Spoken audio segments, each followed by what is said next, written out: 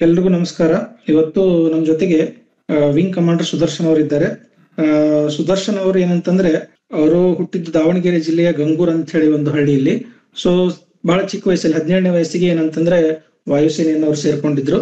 So ಅದಲ್ದೇನೆ wing commander Sudarshan ಅವರಿಗೆ ಬರವಣಿಗೆ ಒಂದು ಏನಂತಂದ್ರೆ ಹಾಬಿ ಕೂಡ ಇದೆ. ಸುಮಾರು ಏನಂತಂದ್ರೆ ಒಳ್ಳೊಳ್ಳೆ ಗ್ರಂಥಗಳು, ಎಸ್ಪೆಷಲಿ ವಿಜಯನಗರ ಸಾಮ್ರಾಜ್ಯದ ಬಗ್ಗೆ ಹಸಿರು ಹಂಪೆ ಅನ್ನುವಂತ ಒಂದು ಗ್ರಂಥವನ್ನು ಬರೆದು, ನಂತರ ಎಸ್.ಎಲ್. ಭೈರಪ್ಪನವರು ಅವರಿಗೆ ಇನ್ನೊಂದು ಗ್ರಂಥವನ್ನ ಅದ್ರ ಬಗ್ಗೆ ಬರೆಯೋಕೆ ಪ್ರೇರಣೆ ಕೊಟ್ಟಾಗ ಅವರು ಏನಂತಂದ್ರೆ ಅದ್ರ ಬಗ್ಗೆನೆ ಹಂಪೆಯ ಬಗ್ಗೆನೆ ಏನಂದ್ರೆ ಉದಯವಾಯಿತು ವಿಜಯನಗರ ಎಂಬಂತ ಇನ್ನೊಂದು ಗ್ರಂಥವನ್ನು ಬರೆದಿದ್ದಾರೆ.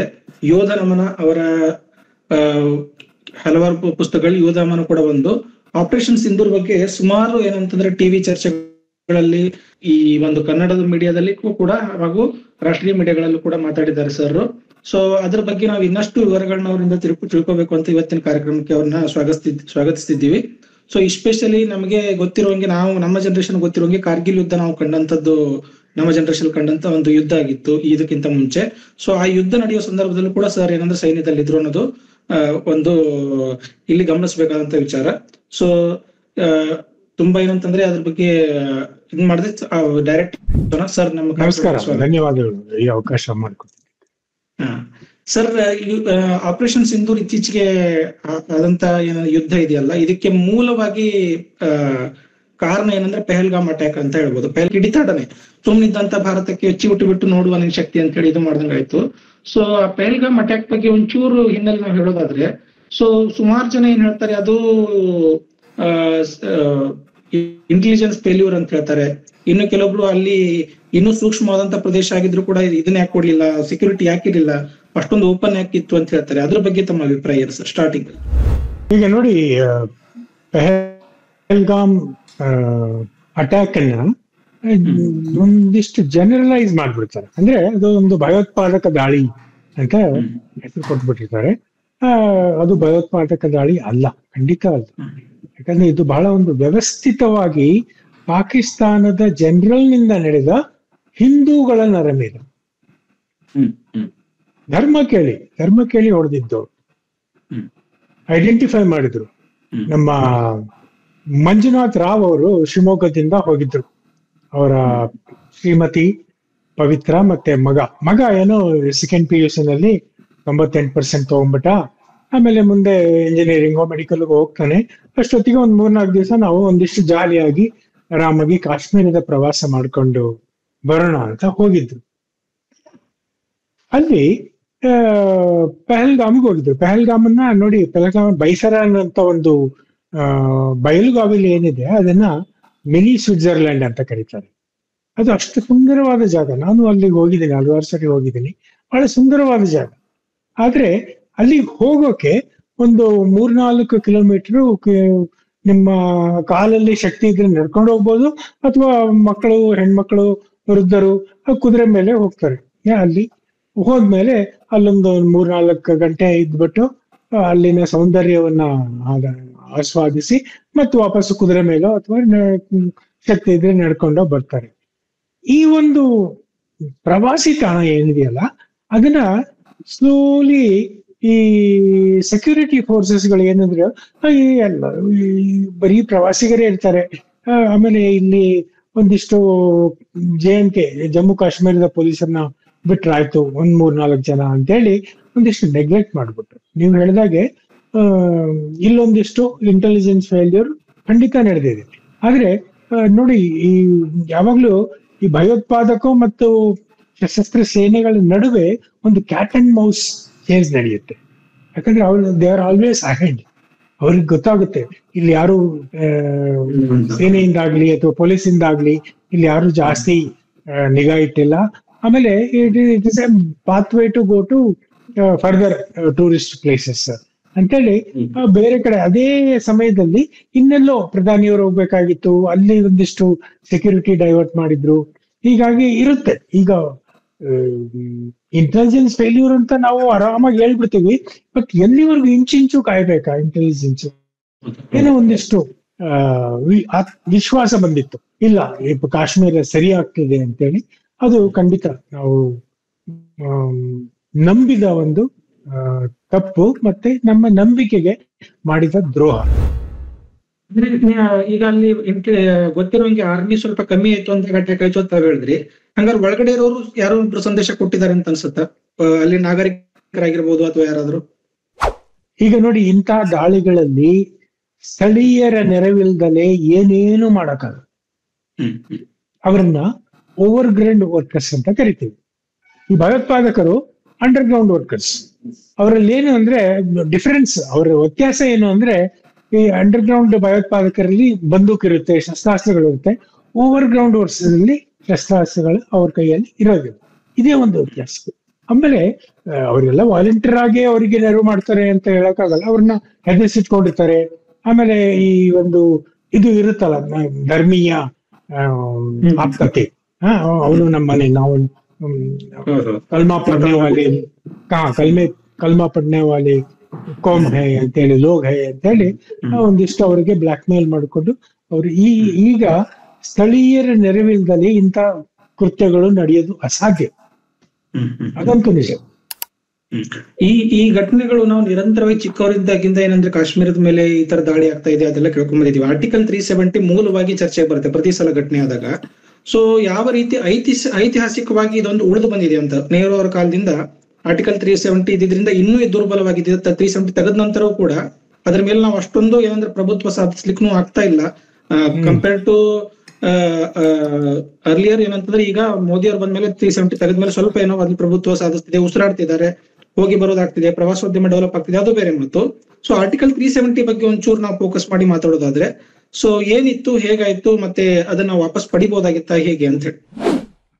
ನೋಡಿ, ಮೊದಲಿಂದಲೂ ಈ ಕಾಶ್ಮೀರದ ಕಣಿವೆ, ನಾವು ಒನ್ಸ್ ಅಗೈನ್ ಜಮ್ಮು ಕಾಶ್ಮೀರ ಅಂದ್ಕೂಡ್ಲೆ ಬಹಳ ಜನರಲ್ ಆಗಿ ನಾವು ಇದ್ ಮಾಡ್ತೀವಿ. ಜಮ್ಮುನಲ್ಲಿ ಏನ್ ಪ್ರಾಬ್ಲಮ್ ಇರ್ತಿರ್ಲಿಲ್ಲ. ಇತ್ತೀಚೆಗೆ ಅಲ್ಲೂ ಒಂದಿಷ್ಟು ಪ್ರಾಬ್ಲಮ್ ಶುರು ಆಗ್ತಿದೆ. ಲಡಾಖ್ ನಲ್ಲೂ ಏನು ಪ್ರಾಬ್ಲಮ್ ಇರ್ತಿರ್ಲಿಲ್ಲ. ಅಲ್ಲೊಂದಿಷ್ಟು ಇಲ್ಲೊಂದಿಷ್ಟು ಗಲಾಟೆಗಳಾಗವು. ಆದ್ರೆ ಕಾಶ್ಮೀರದ ಕಣಿವೆಯನ್ನ ಈ ಭಯೋತ್ಪಾದಕ ಸಂಘಗಳೇನಿದ್ವೆ, ಜೈಷ್ ಎ ಮೊಹಮ್ಮದ್ ಆಗ್ಲಿ, ಲಷ್ಕರ್ ಎ ತೊಯ್ಬಾ ಆಗ್ಲಿ, ಇನ್ನು 2-3 ಇದಾವೆ, ಅವೆಲ್ಲ ಬಲವಾಗಿ ಬೇರೂರ್ಕೊಂಡು ನಿಂತಿತ್ತು ಪಾಕಿಸ್ತಾನದಲ್ಲಿ. ಅದಕ್ಕೆ ಪಾಕಿಸ್ತಾನದ ಸೇನೆಯ ಸಹಾಯ ಇತ್ತು. ಯಾವಾಗ ಆರ್ಟಿಕಲ್ 370 ಅಬ್ರೋಗೇಟ್ ಮಾಡಿದ್ರು, ಆವಾಗ ಇನ್ನೊಂದು ಇವ್ರದ್ದು ಲೋಕಲ್ ಬ್ರಾಂಚ್ ಉಟ್ಕೊಳ್ತು. ಅದನ್ನ TRF ಅಂತ ಹೇಳ್ತಾರೆ, ದ ರೆಸಿಸ್ಟೆನ್ಸ್ ಫೋರ್ಸ್ ಅಂತೇಳಿ. ಇವಕ್ಕೆಲ್ಲ ನೋಡಿ, ಜೈಷ್ ಎ ಮೊಹಮ್ಮದ್, ಲಷ್ಕರ್ ಎ ತಾಯ್ಬಾ, ಅವಕ್ಕೆಲ್ಲ ಈ ಜಿಹಾದಿಗಳ ಹೆಸರಿದೆ. ಈ ಜಿಹಾದಿಗಳ ಹೆಸರನ್ನ ಬಿಟ್ಟು ಒಂದಿಷ್ಟು ಸೆಕ್ಯುಲರ್ ಹೆಸರನ್ನ ಇಟ್ಕೊಳ್ಳೋಣ ಅಂತೇಳಿ ದ ರೆಸಿಸ್ಟೆನ್ಸ್ ಫೋರ್ಸ್, TRF ಅಂತೇಳಿ ಒಂದು ಸಂಘಟನೆ ಹುಡ್ಕೊಂತು. It is nothing but offshoot branch of one of the ಈ ಪಾಕಿಸ್ತಾನದಲ್ಲಿ ಏನು ಆಶ್ರಯ ಪಡ್ಕೊಂಡು ಅಲ್ಲಿಂದ ಭಯೋತ್ಪಾದಕರನ್ನ ಕಳಿಸಿದ್ರಲ್ಲ, ಅವರು ಭಾರತಕ್ಕೆ ಬಂದು ಲೋಕಲ್ಗಳ, ಈ ಸ್ಥಳೀಯ ಕಾಶ್ಮೀರಿಗಳ ಸಹಾಯದಿಂದ ಹುಟ್ಟಿಕೊಂಡ ಒಂದು ಭಯೋತ್ಪಾದಕ ಒಂದು ಅಂಗ. ಅವರೇ ನಡೆಸ್ಕೊಟ್ಟಿದ್ದು. ಇದು ಈ ಪಹಲ್ಗಾಮ್ನಲ್ಲಿ ಏನ ನಡೀತಲ್ಲ, ಅದಕ್ಕೆ ಪಾಕಿಸ್ತಾನಕ್ಕೆ ಹೋಗಿ ಅಲ್ಲಿ ಟ್ರೈನಿಂಗ್ ತಗೊಂಡ್ ಬಂದು ಅಲ್ಲಿ ಪಾಕಿಸ್ತಾನಿಯ ಕಮಾಂಡೋಗಳೇನಿದ್ದಾರೆ, ರಿಟೈರ್ಡ್ ಕಮಾಂಡೋಗಳು, ಈಗ ಇತ್ತೀಚೆಗೆ ಮೊನ್ನೆ ಆಪರೇಷನ್ ಮಹಾದೇವ್ ಅಂತ ಒಂದು ಆಪರೇಷನ್ ಅಲ್ಲಿ ಮಹಾದೇವ್ ಶಿಖರದ ಮೇಲೆ ಕುತ್ಕೊಂಡಿದ್ದ 3 ಜನ ಈ ಭಯೋತ್ಪಾದಕರೇನು ಪಹಲ್ಗಾಮ್ನಲ್ಲಿ ನರಹತ್ಯೆ ನಡೆಸಿದ್ರು, ಅವರನ್ನ ಮಟಾಶ್ ಮಾಡಿದ್ವಿ. ಸೊ ಅವರೆಲ್ಲ ಪಾಕಿಸ್ತಾನದಿಂದ ಬಂದರು, ಪಾಕಿಸ್ತಾನಿ ಟ್ರೈನ್ಡ್ ಕಮಾಂಡೋಗಳವರು. So they are not Ajmal Kasab ನಂತರಿಗೆ ಒಂದ್ 30,000-40,000 ಅವ್ರ ಕುಟುಂಬಕ್ಕೆ ಕೊಟ್ಬಿಟ್ರೆ ಅವ್ರು ಬಂದ್ಬಿಡ್ತಾರೆ. ಅವ್ರಿಗೆ ಗೊತ್ತು ವಾಪಸ್ ಹೋಗಲ್ಲ ಅಂತ. ಬಟ್ ಭಯೋತ್ಪಾದಕನ್ನ ಹುಡುಕೋದು ಅಷ್ಟು ಚೀಪ್ ಅಲ್ಲಿ ಪಾಕಿಸ್ತಾನದಲ್ಲಿ. ಹಾಗಾಗಿ ಇವರು they are properly army trained commandos. So ಹಾಗಾಗಿ ಇದು ಆಪರೇಷನ್ ಸುಲಭವಾಗಿರ್ಲಿಲ್ಲ. ಅವರಿಗೆಲ್ಲ ಗೊತ್ತಿತ್ತು ಎಲ್ಲಿ ಬಚ್ಚಿಟ್ಕೋಬೇಕು, ಎಲ್ಲಿ ಹೊತ್ಕೋಬೇಕು. ಅವರು ಆಹಾರ, ಬಂದೂಕು ಎಲ್ಲ ಕಟ್ಕೊಂಡ್ ಬಂದಿದ್ರು 3 ತಿಂಗಳಾಗುವಷ್ಟು. ಸೊ ಈ ಆರ್ಟಿಕಲ್ 370 ರಿಮೂವ್ ಆದ್ಮೇಲೆ, ಅಬ್ರೋಗೇಷನ್ ಆದ್ಮೇಲೆ ನಿಜವಾಗ್ಲೂ ಅಲ್ಲಿ ಕಾಶ್ಮೀರದಲ್ಲಿ ಬದಲಾವಣೆಗಳು ಕಾಣ್ತಾ ಇದೆಯಾ? ಅಂದ್ರೆ ನಾಗರಿಕರಲ್ಲಿ ತುಂಬಾ ಖಂಡಿತ ಬದಲಾವಣೆ ಆಗ್ತಾ ಇತ್ತು. ಜನಗಳಿಗೆ ನಿಧಾನವಾಗಿ ಒಂದಿಷ್ಟು ನಂಬಿಕೆ ಹೊಟ್ಕೊಳ್ತು. ಸರಿ, ಇಲ್ಲಿ ಪ್ರವಾಸಕ್ಕೆ ಹೋದ್ರೆ ವಿ ಆರ್ ಸೇಫ್ ಅಂತ ಹೇಳಿ ಹಾಗೂ ಇತ್ತು. That is what the Pakistanis never wanted. ಹಾ. ಈಗ ಒಂದು ವಾರ, ಈ ಪಹಲ್ಗಾಮ್ ದಾಳಿ ಆದ ಒಂದು ವಾರದ ಹಿಂದೆ ಆ ಪಾಕಿಸ್ತಾನಿ ಜನರಲ್ ಮುಲ್ಲಾ ಮುನೀರ್ ಏನಿದ್ದಾನೆ, ಅವನು ಜನರಲ್ ಅಲ್ಲ, ಅವನು ಮುಲ್ಲಾ, ಬರೀ ಕಲ್ಮಾ ಪ್ರತ್ಯಯ ಅಂತಂತೂ ಓಡಾಡ್ಕೊಂಡಿರ್ತಾನೆ. ಆಮೇಲೆ ಈ radicalise the entire army and Pakistan. ಅವನು ಹೇಳ್ತಾನೆ ನಿಂತ್ಕೊಂಡು, Hindus and we cannot be together. ಅಲ್ಲಿಂದ ಶುರುವಾಗಿದ್ದು, ಅಲ್ಲಿಂದ ಸಂಕೇತವಾಗಿ ಬಂದಿದ್ದನ್ನ ನಾವು ಅರ್ಥ ಮಾಡ್ಕೋಬೇಕಾಗಿತ್ತು. ಕೆಲವರು ಅರ್ಥ ಮಾಡ್ಕೊಂಡ್ವಿ, ಕೆಲವರು ಅರ್ಥ ಮಾಡ್ಕೊಂಡಿಲ್ಲ. ಅವನು ಏನೋ ಜನರಲ್ ಓದಿರ್ತಾನೆ ಬಿಡು ಅಂತ ಹೇಳಿ. ಇಂಟೆಲಿಜೆನ್ಸ್ಗೆ ಸೂಚನೆ ಬಂದಿತ್ತ ಇದ್ರ ಬಗ್ಗೆ ಪೆಹಲ್ಗಾಮ್ ಅಟ್ಯಾಕ್ ಆಗ್ಬೋದು ಅಂತ? ಎಲ್ಲಿಂದಾದ್ರೂ ಸುಮ್ಮನೆ ಯಾವ ಕಡೆಯಿಂದ? ಕೆಲವು ಕಡೆ ಏನಾಗುತ್ತೆ ಅಂದ್ರೆ, ಈಗ ನೋಡಿ, ಇಂಟೆಲಿಜೆನ್ಸ್ ಅಂತ ಅದು ನಾವು ಬಹಳ ಜನರಲ್ ಆಗಿ ಈ ಪದವನ್ನ ಬಳಕೆ ಮಾಡ್ತೀವಿ. ಒಂದು ಹ್ಯೂಮನ್ ಇಂಟೆಲಿಜೆನ್ಸ್, ಇನ್ನೊಂದು technical intelligence. See, technical intelligence, it comes from satellite, NTRO, radars, drones, ಇವನ್ನೆಲ್ಲ ನಾವು ಬಿಡ್ತಾ ಇರ್ತೀವಲ್ಲ. ದೆನ್ ಇಂಟೆಲಿಜೆನ್ಸ್ ಕಲೆಕ್ಷನ್ಗೆ ಒಂದು ಟೆಕ್ನಿಕಲ್ ವಿಂಗ್ ಇರುತ್ತೆ. ಹ್ಯೂಮನ್ ಇಂಟೆಲಿಜೆನ್ಸ್ ಅಂದ್ರೆ ಪೀಪಲ್ ಆನ್ ಗ್ರೌಂಡ್. ಅಲ್ಲಿ ಏನಿರ್ತಾರೆ, ಅಲ್ಲಿ ಜನಗಳು, ನಮ್ಮ ಜನಗಳು ಅಲ್ಲಿ ಏನ್ ಮಾತಾಡ್ತಿದ್ದಾರೆ ಜನಗಳು ಅಂತೇಳಿ ಅದನ್ನೆಲ್ಲ ಒಂದಿಷ್ಟು ಕಲೆ ಹಾಕಿ ಕೊಟ್ಟಿರ್ತಾರೆ. ಅದು ಏನಾಗುತ್ತೆ ಅಂದ್ರೆ, ಇಟ್ ಬಿಕಮ್ಸ್ ವಾಲ್ಯೂಮ್ಸ್. 15,000 ಪೇಜ್ಗಳು ಬಂದ್ಬಿಡುತ್ತೆ. ಈಗ ಅದನ್ನ ಪರಿಷ್ಕರಿಸುವಷ್ಟೊತ್ತಿಗೆ ಸಮಯ ತಗೊಂಡುತ್ತೆ. ಕೆಲವು ಸರಿ ಏನ್ ಮಾಡ್ತಾರೆ, ಓಕೆ ಒಂದ್ ವಾರ ಆಯ್ತು, ಇನ್ನೂ ಏನಾಗಿಲ್ಲ ಅಂತ ಅದನ್ನ ಡೌನ್ ಗ್ರೇಡ್ ಮಾಡಿ ಇಟ್ಬಿಡ್ತಾರೆ. ಆ ತರ ತಪ್ಪುಗಳು ಆಗುತ್ತೆ, ಏನ್ ಮಾಡಕ್ಕಾಗಲ್ಲ. Because human intelligence is very authentic but very voluminous. ಸಾವಿರಾರು ಪುಟಗಳಷ್ಟು ಬರುತ್ತೆ ಅಲ್ಲಿಂದ. ನಾನೇ ಒಂದ್ ಕಡೆ ಎಲ್ಲೋ ಬರ್ತಿದ್ದೆ ಸರ್, ಶಿಷ್ಟನಿಗಿಂತ ದುಷ್ಟ ಬಹಳ ಜಾಣ ಅಂತ. ಹೀಗಾಗಿ ಬಹಳ ಜಾಣ, ಯಾಕಂದ್ರೆ ಅವರು ದೇ ಥಿಂಕ್ 2 steps ahead. ಅದೇ ಹಾಗಾಗಿ ಅವರು ಸ್ವಲ್ಪ ನಮ್ಗಿಂತ ಮುಂಚೆ ಯೋಚನೆ ಮಾಡಿ ಅಟ್ಯಾಕ್ ಮಾಡಿದ್ದಾರೆ ಅಂತ ಅನ್ಸುತ್ತೆ. ಹೌದು. ಈಗ ಪೆಹಲ್ಗಾಮ್ ಅಟ್ಯಾಕ್ ಆದ ನಂತರ ಭಾರತದ ಕಡೆಯಿಂದ ವಾಪಸ್ ಏನಂತಂದ್ರೆ, ಯುದ್ಧ ಮಾಡೋಕ್ಕೂ ಮುಂಚೆ ಕೆಲವೊಂದಿಷ್ಟು ಕ್ರಮಗಳನ್ನ ಕೈಗೊಂಡ್ವಿ ನಾವು. ಸೊ ಆ ಕ್ರಮಗಳು ಎಷ್ಟೊಂದು ಏನಂತಂದ್ರೆ ಪರಿಣಾಮಕಾರಿ ಆಗ್ತವೆ ಒಂದು ದೇಶವಾಗಿ ನಾವು ನೋಡೋದಾದ್ರೆ ಅಂತ. ಈಗ ನೋಡಿ, 22ನೇ ಏಪ್ರಿಲ್ಗೆ ಇಂತಹ ಒಂದು ನರಮೇಧ ನಡೀತು. ಅವತ್ತಿನ ಸಾಯಂಕಾಲ ಇಡೀ ದೇಶವೇ ಏನೋ ಒಂದು ದಿಗ್ಭ್ರಮೆಗೊಂಡ್ಬಿಟ್ಟಿತ್ತು. ಈಗ ಹಿಂಗ ಭಯೋತ್ಪಾದಕ ದಾಳಿ ನಡೀತಾ ಇರುತ್ತೆ, ಅಲ್ಲಿ ಇಲ್ಲಿ ನಡೀತಾ ಇರುತ್ತೆ. ಆದ್ರೆ ಹಿಂದೂಗಳನ್ನ ಟಾರ್ಗೆಟ್ ಮಾಡಿ ಈ ಹಿಂದೂಗಳ ಮೇಲೆ ಅದರಿಂದ ಒಂದು ಇಡೀ ದೇಶನೇ ಆಕ್ರೋಶಗೊಂಡು, ಇದು ಒಂದು ಇಂಪಾರ್ಟೆಂಟ್ ರೇಜ್ ಅಂತಾರಲ್ಲ ಹಾಗೆ ಎಲ್ಲಾ ಕಡೆಗೂ ಒಂದಿಷ್ಟು ಅಸಮಾಧಾನ ಶುರುವಾಯ್ತು.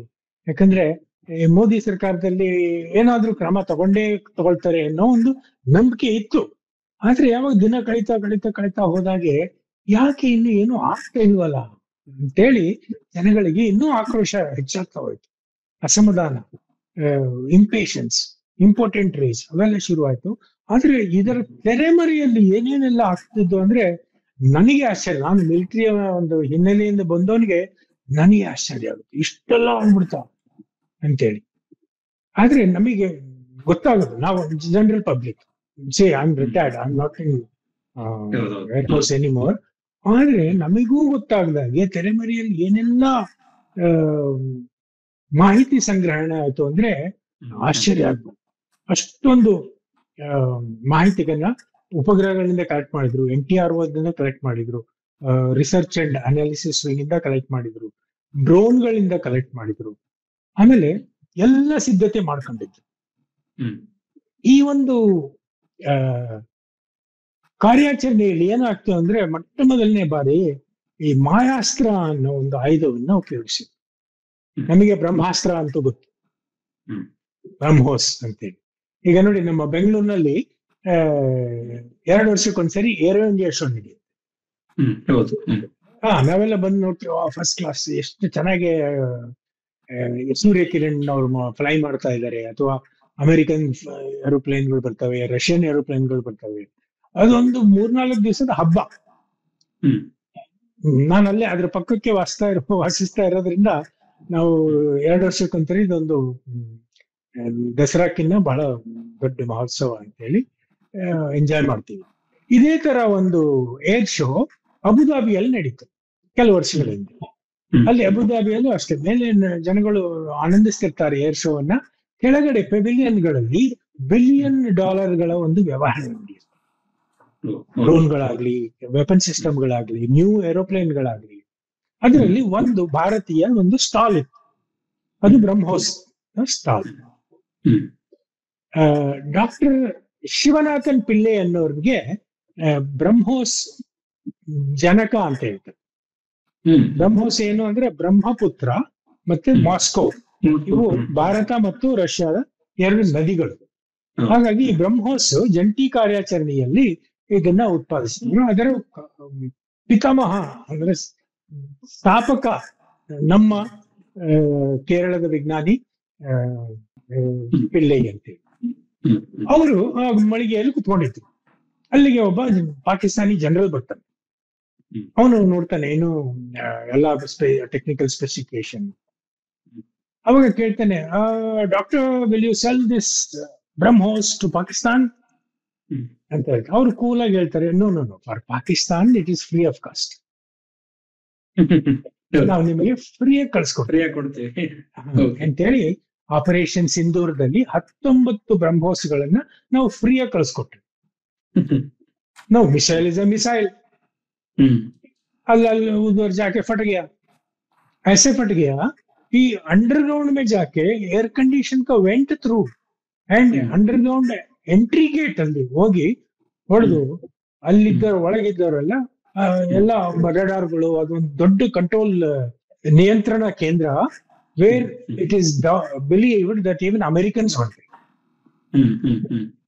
ಸೊ ಅದ್ರ ಒಳಗೆ ಹೋಗಿ ಏರ್ ಕಂಡೀಷನ್ ವೆಂಟ್ ಒಳಗಡೆ ಹೋಗಿ ಅಲ್ಲಿ ಫಟ್ಗೆಯ ಅಲ್ಲಿದ್ದವರೆಲ್ಲ ದೇ ವರ್ ಕುಕ್ಡ್.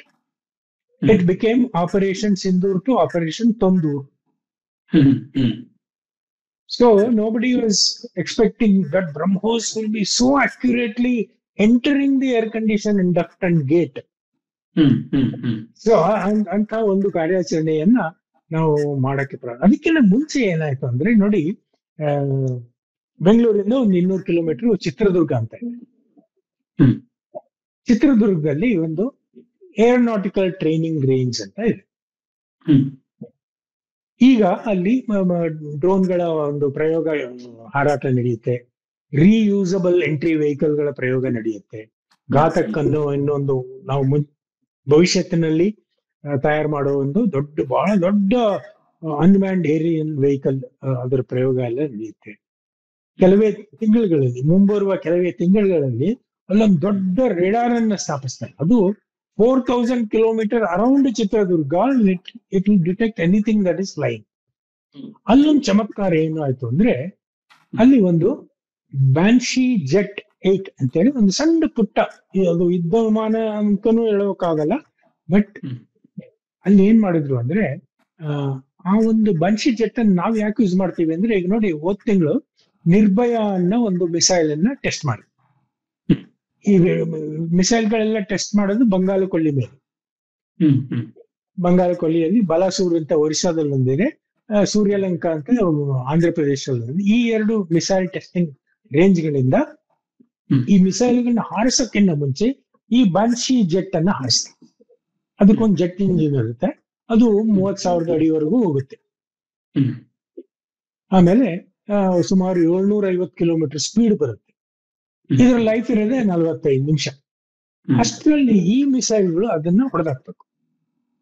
ಇದು ಪುಟ್ಟದೊಂದು ಕಾಣೋದೇ ಇಲ್ಲ, ಕಣ್ಣಿಗೆ ಕಾಣಲ್ಲ. ಆದ್ರೆ ರೆಡಾರ್ ಅಲ್ಲಿ ಹಿಂಗೆ ಕಾಣುತ್ತೆ ಅಂದ್ರೆ ಒಂದು ಯುದ್ಧ ವಿಮಾನದ ತರ ಕಾಣುತ್ತೆ.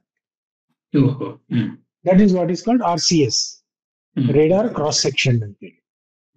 ಅದು ಯುದ್ಧ ವಿಮಾನಗಳ ತರ ಕಾಣಿದಾಗ, ಅದೇ ಗಾತ್ರ ಕಾಣಿದಾಗ ಈ ಮಿಸೈಲ್ಗಳನ್ನ ಎಕ್ಸ್ಪೆರಿಮೆಂಟ್ ಹಾರಿಸ್ತಾರೆ. Then that missile will go and hit that. Avaga missile is successful, but that is gone. That Banshee is gone. Akasmat missile miss ಆಯ್ತು ಅಂದ್ರೆ that will go into self destruction mode. ಕೈ ಸಿಗಲ್ಲ, ಅದು ಅದಕ್ಕಷ್ಟೇ ಸ್ಫೋಟಗೊಂಡ್ಬಿಡುತ್ತೆ. So ಚಿತ್ರದುರ್ಗದಲ್ಲಿ ಏನ್ ಮಾಡಿದ್ರು, ಈ operation Sindoor ಆಗೋಕ್ಕಿಂತ ಮುಂಚೆ ಇದ್ರೊಳಗೆ ಎಷ್ಟು ಇದನ್ನ ಟೆಕ್ನಿಕಲ್ ನಮ್ಮ DRDO ವಿಜ್ಞಾನಿಗಳು ಮಾಡಿದ್ರು ಅಂದ್ರೆ, ಇದ್ರೊಳಗಡೆ ರಫೇಲ್ ವಿಮಾನ ಕಾಣೋ ಹಾಗೆ, Su-30 ವಿಮಾನ ಕಾಣೋ ಹಾಗೆ ಹ್ಮ್ ಅದನ್ನ ಟಿಂಕರ್ ಮಾಡಿ.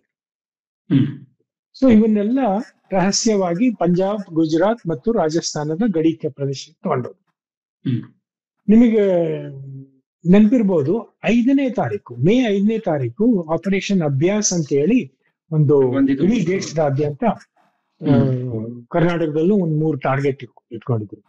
ಹ್ಮ್ ಒಂದು ಇಲ್ಲೇ ನಿಮ್ಮ ಮಂಗಳೂರು ಹತ್ರ ಒಂದು ಕೈಗಾ ಅಂತ ಇದೆಯಲ್ಲ, ಹ್ಮ್ ಕೈಗಾ ಅಣುಸ್ಥಾವರ, ರಾಯಚೂರಿನ thermal power plant, hmm Bangalore itself, Bangalore city itself.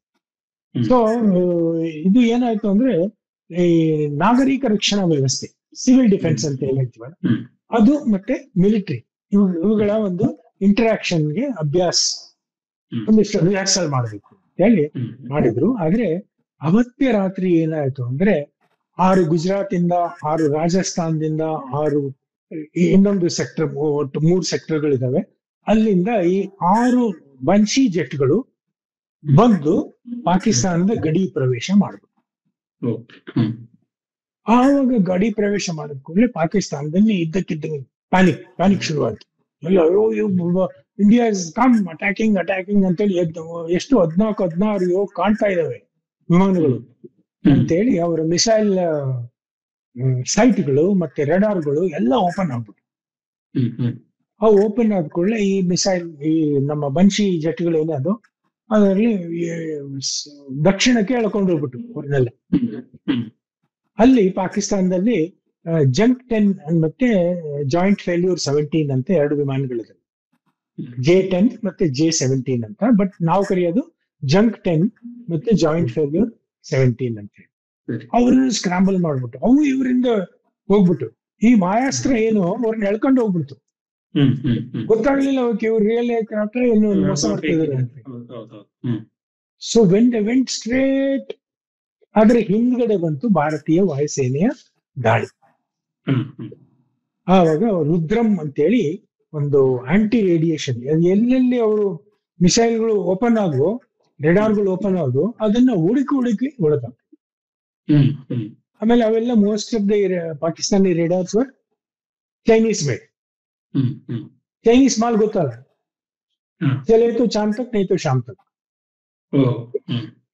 ಹಂಗೆ ಹೊಡೆದಾಕ್ಬಿಟ್ರು. ಆಮೇಲೆ ಸುಮ್ಮನಾಗ್ಬಿಟ್ರು. ಹ್ಮ್. ಆವಾಗ ರಾತ್ರಿ ಮಧ್ಯರಾತ್ರಿ 1:05 ನಿಜವಾದ ದಾಳಿ ಪ್ರಾರಂಭ ಆಗಿತ್ತು. ಓ. ಹ್ಮ್. ಭಾರತೀಯ ವಾಯುಸೇನೆಯ ಧ್ಯೇಯವಾಕ್ಯ ಏನು ಅಂದ್ರೆ ನಭಸ್ಪರ್ಶ ದೀಪ್ತಂ ಅನೇಕ ವರ್ಣಂ ಅಂತೇಳಿ. ಓ. ಇದು ಭಗವದ್ಗೀತೆಯ 19ನೇ ಚಾಪ್ಟರ್ನ 24ನೇ ಶ್ಲೋಕ. ಹ್ಮ್. ಭಗವಂತನ ವಿರಾಟ ರೂಪವನ್ನು ವರ್ಣಿಸೋದು, ವಿಶ್ವರೂಪವನ್ನು ವರ್ಣಿಸೋಕೆ. ಹ್ಮ್. ಹ್ಮ್. You are touching the sky with glory hmm. In so many different avatars. ಹ್ಮ್. ನಭಸ್ಪರ್ಶ ದೀಪ್ತಂ ಅನೇಕ ವರ್ಣಂ ಅಂತೇಳಿ. ಓಕೆ. ಅದು ಭಾರತೀಯ ವಾಯುಸೇನೆಯ ಧ್ಯೇಯವಾಕ್ಯ. ಇದು ಕೇವಲ 22 ನಿಮಿಷದಲ್ಲಿ ಅವರ ಭಯೋತ್ಪಾದಕ ತಾಣಗಳು ಏನಿದ್ವು ಅವನ್ನ ಧ್ವಂಸ ಮಾಡ್ಬಿಟ್ಟು. ಹ್ಮ್. ಓಕೆ. ಇವರೆಲ್ಲ ಬಚ್ಚಿಟ್ಕೊಂಡಿದ್ದಲ್ಲಿ ಮಸೀದಿಗಳಲ್ಲಿ, ಮದ್ರಾಸಗಳಲ್ಲಿ, ಹಜರತ್ಗಳಲ್ಲಿ, ಅದು ಇದು ಅಂತೇಳಿ ಒಟ್ಟು ನಮ್ಮ ಅಂದಾಜಿನ ಪ್ರಕಾರ 100 ಜನ ಹ್ಮ್. ಅಲ್ಲಿಗೆ ಮಟಾಶಾಗಿ ಹೋಗ್ಬಿಟ್ಟು. ಓಕೆ. ಇದು ಮೊದಲನೇ ಹಂತ. ಸರಿ, ಇದು ಏನಂತಾರೆ ಯುದ್ಧ ಅಥವಾ ದಾಳಿ ಆಯ್ತು. ಸೊ ಇದಕ್ಕಿಂತ ಮುಂಚೆ ಇಂಡಸ್ ವಾಟರ್ ಟ್ರೀಟಿ ಆಗಿರ್ಬೋದು ಅಥವಾ ವಿಶ್ವದ ಒಂದು ಗಮನ ಸೆಳೆದಿದ್ದಾಗಿರ್ಬೋದು, ಅಂದ್ರೆ ನಮ್ ಜೊತೆ ಸಪೋರ್ಟ್ ಇರಲಿ ನಿಮ್ದು ಅನ್ನೋ ರೀತಿಯಲ್ಲಿ ಈ ತರದ ಒಂದು ಬೆಳವಣಿಗೆಗಳನ್ನ ನೋಡಿದ್ರೆ ನಾವು ಹೇಗೆ ಅಂದ್ರೇನು, ಅದು ಎಷ್ಟು ಮಟ್ಟಿಗೆ ಪಾಕಿಸ್ತಾನವನ್ನು ಒಂಥರ ನೈತಿಕ ಸ್ಥೈರ್ಯ ಕುಸಿಯುವಂಗ್ ಮಾಡ್ತು ಆ ಒಂದು ಘಟನೆಗಳು ಅಂತ ಕೇಳಿದ್ರೆ ಹೇಗೆ? ಹೌದೌದು. ನೋಡಿ ಸೈನ್ಯದ ಕಾರ್ಯಾಚರಣೆಗಳನ್ನ ನಾವು ಕೈನೆಟಿಕ್ ಆಕ್ಷನ್ಸ್ ಅಂತ ಕರಿತೀವಿ. ಅಂದ್ರೆ the soldiers, the pilots, the war planes, missiles, they are involved. ಈ ಸಿಂಧೂ ನದಿಯ ಒಂದು ಸಂಧಾನ ಏನ್ ನಡೀತು, ಅದು ಬಹಳ ದೊಡ್ಡ ಅನ್ಯಾಯದ ಸಂಧಾನ. ನೆಹರು ಮಾಡಿದ 100 ಪ್ರಮಾದಗಳಲ್ಲಿ ಇದೊಂದು ಬಹಳ ದೊಡ್ಡ ಪ್ರಮಾದ. ಯಾಕೆ ಅಂತ ವಿವರಿಸ್ತೀನಿ. ಅಲ್ಲಿ 6 ನದಿಗಳಿದಾವೆ.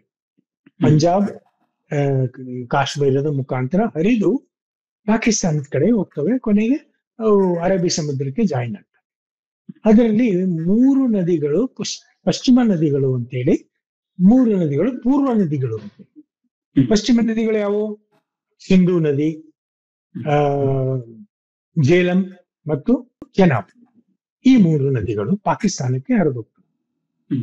ನಮ್ಮ ಹತ್ರ ಇರೋದು ಪೂರ್ವ ನದಿಗಳು ರಾವಿ, ಬಿಯಾಸ್, ಸಟ್ಲೇಜ್ ಅಂತೇಳಿ. ಮೈನ್ಲಿ ಅವೆಲ್ಲ ಪಂಜಾಬಿಗೆ ಹರಿದು ಹೋಗ್ತವೆ. ಆಯ್ತಲ್ಲ, ಅವ್ರಿಗೆ 3 ನದಿ, ಇವ್ರಿಗೆ 3 ನದಿ ಅಂತ ಸಮಾನ?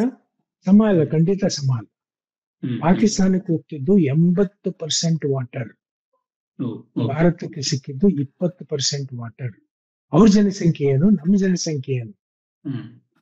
ಆಮೇಲೆ ಈ ನದಿ ನೀರುಗಳನ್ನ ಹೆಂಗ್ ಅಳಿತಾರೆ ಅಂದ್ರೆ MEF ಅಂತ ಕರೀತಾರೆ, ಮಿಲಿಯನ್ ಎಕರ್ ಫೀಟ್ ಅಂತೇಳಿ. ಅಂದ್ರೆ 10 ಲಕ್ಷ ಎಕರೆಗೆ ನೀರಾವರಿ ಮಾಡುವಷ್ಟು ನೀರು. ಪಾಕಿಸ್ತಾನಕ್ಕೆ ಹೋಗಿದ್ದು 130 MEF, ನಮಗೆ ಸಿಕ್ಕಿದ್ದು 35 MEF.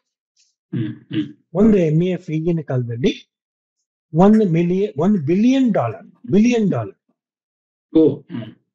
ಅಂತ ಒಂದು ಒಪ್ಪಂದಕ್ಕೆ ಈ ಮನುಷ್ಯ ನೆಹರು ಸಹಿ ಹಾಕ್ಬಿಟ್ಟ. ಯಾರಿಗೂ ಹೇಳ್ದಂಗೆ, ಪಾರ್ಲಿಮೆಂಟ್ ಒಪ್ಪಿಗೆನೂ ತಗೊಳ್ದಂಗೆ. ಯಾಕೆ? ಅವನಿಗೆ ಬಹಳ ದೊಡ್ಡ ವಿಶ್ವ ನಾಯಕನಾಗಿ, ಶಾಂತಿ ದೂತನಾಗಿ ಕಾಣಿಸ್ಕೋಬೇಕು ಅಂತೇಳಿ ಅಂತ ಒಂದು ಏನ್ ಹೇಳ್ಬೇಕು ಗೊತ್ತಾಗಿಲ್ಲ. ಬಟ್ ಇದ್ರ ಮೇಲೆ ಗಾಯಕ್ಕೆ ಬರೆ ಎಳ್ದಾಗೆ, ಈಗ ನೋಡಿ, 10 ಗ್ರಾಮ್ ಚಿನ್ನಕ್ಕೆ ಎಷ್ಟು ಬೆಲೆ? 1 ಲಕ್ಷ. ನಾವು ಪಾಕಿಸ್ತಾನಕ್ಕೆ ನೀವು ಕಾಲುವೆ ಕಟ್ಕೊಳ್ಳಿ, ನೀವು ಡ್ಯಾಮ್ ಕಟ್ಕೊಳ್ಳಿ ಅಂತ ಕೊಟ್ಟಿದ್ದು 125 ಟನ್ ಚಿನ್ನ. ನಾವು ಪಾಕಿಸ್ತಾನಕ್ಕೆ ಕೊಟ್ಟಿದ್ದು 10 ಕಂತಿನಲ್ಲಿ 1960ರಿಂದ 1977. ಪ್ರತಿ ವರ್ಷ 12.5 ಟನ್ ಚಿನ್ನ ಅವ್ರಿಗೆ ಕೊಡ್ತಾ ಇದ್ವಿ. ನೆನಪಿರ್ಲಿ, ಮಧ್ಯ 1965ರಲ್ಲಿ ಭಾರತ ಮತ್ತು ಪಾಕಿಸ್ತಾನದ ನಡುವೆ ಯುದ್ಧ ಆಯ್ತು. ಯಾವಾಗ ಯೂರಿ ಅಟ್ಯಾಕ್ ಆಯ್ತು, ಉರಿ ಅಟ್ಯಾಕ್ ಆದ ಹಿನ್ನೆಲೆಯಲ್ಲಿ ನರೇಂದ್ರ ಮೋದಿ ಅವರು ಹೇಳಿದ್ರು, blood and water cannot flow together. So ಆವಾಗಿಂದಾನೆ ಪಾಕಿಸ್ತಾನಕ್ಕೆ ನೋಟಿಸ್ ಕೊಟ್ಟಿದ್ವಿ. ಇದೊಂದು ಬಹಳ ಅನ್ಯಾಯದ, ಅಸಮತೋಲನದ ಒಂದು ಒಪ್ಪಂದ. ಇದನ್ನ ನಾವು ಮರು ವಿಂಗಡಿಸಬೇಕು, ಮರು ಪರೀಕ್ಷಿಸಬೇಕು, ಬನ್ನಿ ನೀವು ಸಂಧಾನಕ್ಕೆ ಅಂತ ಕರೆದ್ವಿ. ಬರ್ಲಿಲ್ಲ. ಬಟ್ ಯಾವಾಗ ಇದು ಪಹಲ್ಗಾಮಿನ ನರ ಮೇಲೆ ನಡೀತೋ, ಅದೇ ಸಾಯಂಕಾಲ ಮೋದಿ ಅವರು ತಗೊಂಡ ಡಿಸಿಷನ್, ಅದು ಟೆಕ್ನಿಕಲಿ ಏನ್ ಹೇಳ್ಬೇಕು ಅಂದ್ರೆ, the Indus water treaty is held in abeyance till such time Pakistan stops cross border terrorism. ಅಂದ್ರೆ ನಾವು ಕ್ಯಾನ್ಸಲ್ ಅಂತ ಹೇಳಿ ರ್ಯಾಶ್ ಆಗಿ ಹೇಳಲಿಲ್ಲ. We are holding it in abeyance, ತಡೆ ಹಿಡಿದಿರಿ. ನೀವು ಯಾವಾಗ ಭಯೋತ್ಪಾದಕ ದಾಳಿಯನ್ನ ನಿಲ್ಸೋದಿಲ್ವೋ ಅಲ್ಲಿವರೆಗೂ ನಮ್ಮ ಇಷ್ಟದ ಪ್ರಕಾರ ನೀರು ಬಿಡ್ಬೇಕು ಅಂದ್ರೆ ನೀರು ಬಿಡ್ತೀವಿ, ತಡೆ ಹಿಡಿಬೇಕು ಅಂದ್ರೆ ತಡೆ ಹಿಡಿತೀವಿ. ಈಗ ನೋಡಿ, 90 ಗಂಟೆಗಳಲ್ಲಿ ಸೈನ್ಯದ ಕಾರ್ಯಾಚರಣೆ ಮುಗಿದು ಬಿಡ್ತು. ಇನ್ನ ಈ ಸಿಂಧೂ ನದಿಯ ಸಂಧಾನ ಇನ್ನು ಅವರಿಗೆ ಇನ್ನು ಮೇಲೆ ಅವರಿಗೆ ಯಾವ ಪರಿಹಾರನೂ ಸಿಗಲ್ಲ. ಅಂದ್ರೆ ಅಲ್ಲಿಗೆ ಈ ಸಿಂಧೂ ನದಿಯನ್ನ ನಾವೇನು ಸಂಧಾನ ಮಾಡ್ಕೊಂಡಿದ್ವಿ, ಸಹಿ ಹಾಕ್ಬಿಟ್ಟು ವಿಶ್ವ ಬ್ಯಾಂಕಿನ ಒಂದು ಅಧಿಪತ್ಯದಲ್ಲಿ, ಅದು it is no more valid. So ಅದು ಬಹಳ ದೊಡ್ಡ ಹೊಡೆತ. ಇನ್ಮೇಲೆ ದಶಕಗಳವರೆಗೂ ಅವರು ಸುಧಾರಿಸ್ಕೊಳಕ್ಕಾಗಲ್ಲ. ಸಿಂಧು ನದಿದಾಯ್ತು ಸರ್. ನೀವು ನಡುವೆ ನೆಹರು ಅವ್ರ ಬಗ್ಗೆ ಒಂದು ಮಾತು ಹೇಳಿದ್ರಿ, ಅಂದ್ರೆ ಇದೊಂದು ದೊಡ್ಡ ಪ್ರಮಾದ ಅವ್ರು ಮಾಡಿದ್ದಾರೆ ಅಂತೇಳಿ. ಇನ್ನಿತರ ನೆಹರು ಪ್ರಮಾದಗಳು ಈ ಒಂದು ಸೆಕ್ಯೂರಿಟಿ ವಿಚಾರಕ್ಕೆ ಬಂದ್ರೆ, ಭಾರತದ ಇವತ್ತಿನ ಭದ್ರತೆ ವಿಚಾರಕ್ಕೆ ಧಕ್ಕೆ ತರುವಂತದ್ದಾಗಿರ್ಬೋದು, ಅಂತಾರಾಷ್ಟ್ರೀಯ ವಿಚಾರದಲ್ಲಿ ನಮಗೆ ಹಿನ್ನಡೆ ಆದಂತಾಗಿ ಆಗಿರ್ಬೋದು. 1-2-3 ನಿರ್ಧಾರ ಅಂತ ಹೇಳಿದ್ರೆ, ಆರ್ಟಿಕಲ್ 370 ಇನ್ಕ್ಲೂಡ್ ಮಾಡಿ ಹೇಳೋದಾದ್ರೆ 1-2-3 ತಾವು ಮೆನ್ಷನ್ ಮಾಡಬಹುದಂತದ್ದು. ಕೆಲವು ವಿಚಾರಗಳು ಈಗ ಮಾತಾಡ್ಬೇಕೋ ಬೇಡವೋ, ಯಾಕಂದ್ರೆ ಇದೆಲ್ಲ ನಡೆದೋಗಿದ್ದು. ಆದ್ರೆ ಮರಿಬಾರ್ದು, ಏನೆಲ್ಲ ಆಯ್ತು, ಏನೆಲ್ಲ ಅನ್ಯಾಯ ಆಯ್ತು ಅಂತ ಮರಿಬಾರ್ದು. ಮೊಟ್ಟ ಮೊದಲಿಗೆ ಅಮೆರಿಕಾನೇ ಹೇಳ್ತು, ನೀವು ವಿಶ್ವಸಂಸ್ಥೆಯ ಸೆಕ್ಯೂರಿಟಿ ಕೌನ್ಸಿಲ್ ನ ಮೆಂಬರ್ಶಿಪ್ ತಗೊಳ್ಳಿ ಅಂತೇಳಿ. ಅವಾಗ ನೆಹರು ಏನ್ ಹೇಳಿದ್ರು, ಇಲ್ಲ ಇಲ್ಲ ಇಲ್ಲ, ನಮ್ಮ ಪಕ್ಕದ ಚೀನಾ ಇದೆಯಲ್ಲ ಅದು ಬೇಜಾರ್ ಮಾಡ್ಕೊಳ್ಳುತ್ತೆ, ಚೀನಾ ಕೊಟ್ಟು ಬಿಡಿ ಅಂತ. ಬಂದಿದ್ದು ಕೈಗೆ ಬಂದಿದ್ದು ಬಾಯಿಗೆ ಇಲ್ಲದ ಒಂದು ಪರಿಸ್ಥಿತಿಯನ್ನ ನೆಹರು ಉಂಟು ಮಾಡಿದ್ರು. ಆಮೇಲೆ ಬಿಗಿನಿಂಗ್ ಸ್ವಾತಂತ್ರ್ಯ ಬಂದಾಗ್ಲೂ ನೋಡಿ 1947ರಲ್ಲಿ ಅಕ್ಟೋಬರ್ನಲ್ಲೇ ಪಾಕಿಸ್ತಾನಿ ಆ, ಸೈನ್ಯ ಮತ್ತೆ ಅಲ್ಲಿನ ಬುಡಕಟ್ಟು ಜನಾಂಗ ಕೆಲವರು ಅಫ್ರಿದಿ ಜಜೀರಿ ಇವರೆಲ್ಲ they are not humans, they are animals. ಅವ್ರನ್ನೆಲ್ಲ ಕರೆದು 3,000 ಒಬ್ಬ ಆಳನ್ನಂಗೆ ಕರೆದ್ಬಿಟ್ಟು ನೀವು ಕಾಶ್ಮೀರದ ಮೇಲೆ ಆ, ನಾವು ದಂಗೆ ತಗೋಣ, ಅಲ್ಲಿನ ಹೆಂಗಸರೆಲ್ಲ ನೀವು ಏನ್ ಬೇಕಾದ್ರೂ ಮಾಡ್ಕೊಳ್ಳಿ, ಅಲ್ಲಿನ ಸಂಪತ್ತೆಲ್ಲ ನೀವು ಲೂಟಿ ಹೊಡ್ಕೊಳ್ಳಿ, ನಮಗೇನು ಅಂದ್ರೆ ಕಾಶ್ಮೀರದ ಶ್ರೀನಗರ ಬೇಕು ಅಂತೇಳಿ ಅವ್ರು ಬಂದ್ರು. ಅವ್ರನ್ನೆಲ್ಲ ಹೊಡೆದೋಡ್ಸಕ್ಕೆ ನಮಗೆ 3 ದಿವಸ ಟೈಮ್ ಸಿಕ್ಕಿದೆ. ಯಾಕಂದ್ರೆ ರಾಜ ಹರಿಸಿಂಗ್ ಒಂದಿಷ್ಟು ಕನ್ಫ್ಯೂಷನ್ ಅಲ್ಲಿ ಇದ್ದ, ಏನ್ ಮಾಡೋದು, ಇಂಡಿಪೆಂಡೆಂಟ್ ಆಗಿರಲ್ಲ, ಭಾರತ ಸೇರ್ಕೊಳ್ಳ, ಅದು ಇದು ಅಂತ ಹೇಳಿ ಆ ಮನುಷ್ಯ ಆಲೋಚನೆ ಮಾಡೋ ವರ್ಷಕ್ಕೆ ಆಗ್ಲೇ ಅವ್ರು ಬಂದ್ಬಿಟ್ಟಿದ್ರು close to Kashmir, close to Srinagar. ಯಾವಾಗ ಸರಿ ಆಯ್ತು ಅಂತೇಳಿ ಒಪ್ಪಿಗೆ ಸಹಿ ಹಾಕಿದ್ರು, ಇನ್ಸ್ಟ್ರೂಮೆಂಟ್ ನಾನು ವಿಲೀನಗೊಳ್ಬಿಡ್ತೀನಿ ಭಾರತದ ಜೊತೆಗೆ ಅನ್ನೋ ಅಷ್ಟೊತ್ತಿಗೆ ಸಾಕಷ್ಟು ಡ್ಯಾಮೇಜ್ ಆಗೇ ಬಿಟ್ಟಿತ್ತು. ಆವಾಗ ಎಂತೆಂತ ಮಹಾನುಭಾವರಿದ್ರಲ್ಲಿ ಆರ್ಮಿನಲ್ಲಿ, ಬ್ರಿಗೇಡಿಯರ್ ತಿಮ್ಮಯ್ಯ, ಬ್ರಿಗೇಡಿಯರ್ ಕಾರ್ಯಪ್ಪ, ಇನ್ನು ಅವರೆಲ್ಲ ಬ್ರಿಗೇಡಿಯರ್ಗಳಾಗಿದ್ರು, ಇನ್ನು ಜನರಲ್ಗಳಾಗಿರ್ಲಿಲ್ಲ. ಸೊ ಅವ್ರು ಹೇಳಿದ್ರು, ನಮಗೆ ಅಷ್ಟೊತ್ತಿಗಾಗ್ಲೇ ಚಳಿ ಶುರುವಾಗ್ಬಿಟ್ಟಿದೆ, ನಮಗೆ ಜೀಪ್ಗಳು ಬೇಕು, 2,500 ಜೀಪ್ಗಳು ಬೇಕು, ಇಲ್ದ್ರೆ ನಾವು ಮೂವ್ ಮಾಡಕ್ಕಾಗಲ್ಲ ಅಂತೇಳಿ ರಿಕ್ವೆಸ್ಟ್ ಮಾಡಿದಾಗ ಇವರು ಕೃಷ್ಣ ಮೆನನ್ ಅನ್ನೋ ಒಬ್ಬ ರಾಯಭಾರಿ, ಬಹಳ ದೊಡ್ಡ ಕಮ್ಯುನಿಸ್ಟ್ ಅವನು, ಆದ್ರೆ ನೆಹರು ಕೃಷ್ಣ ಮೆನನ್ ಬಹಳ ಗಳಸ್ಯ ಕಂಠಸ್ಥ.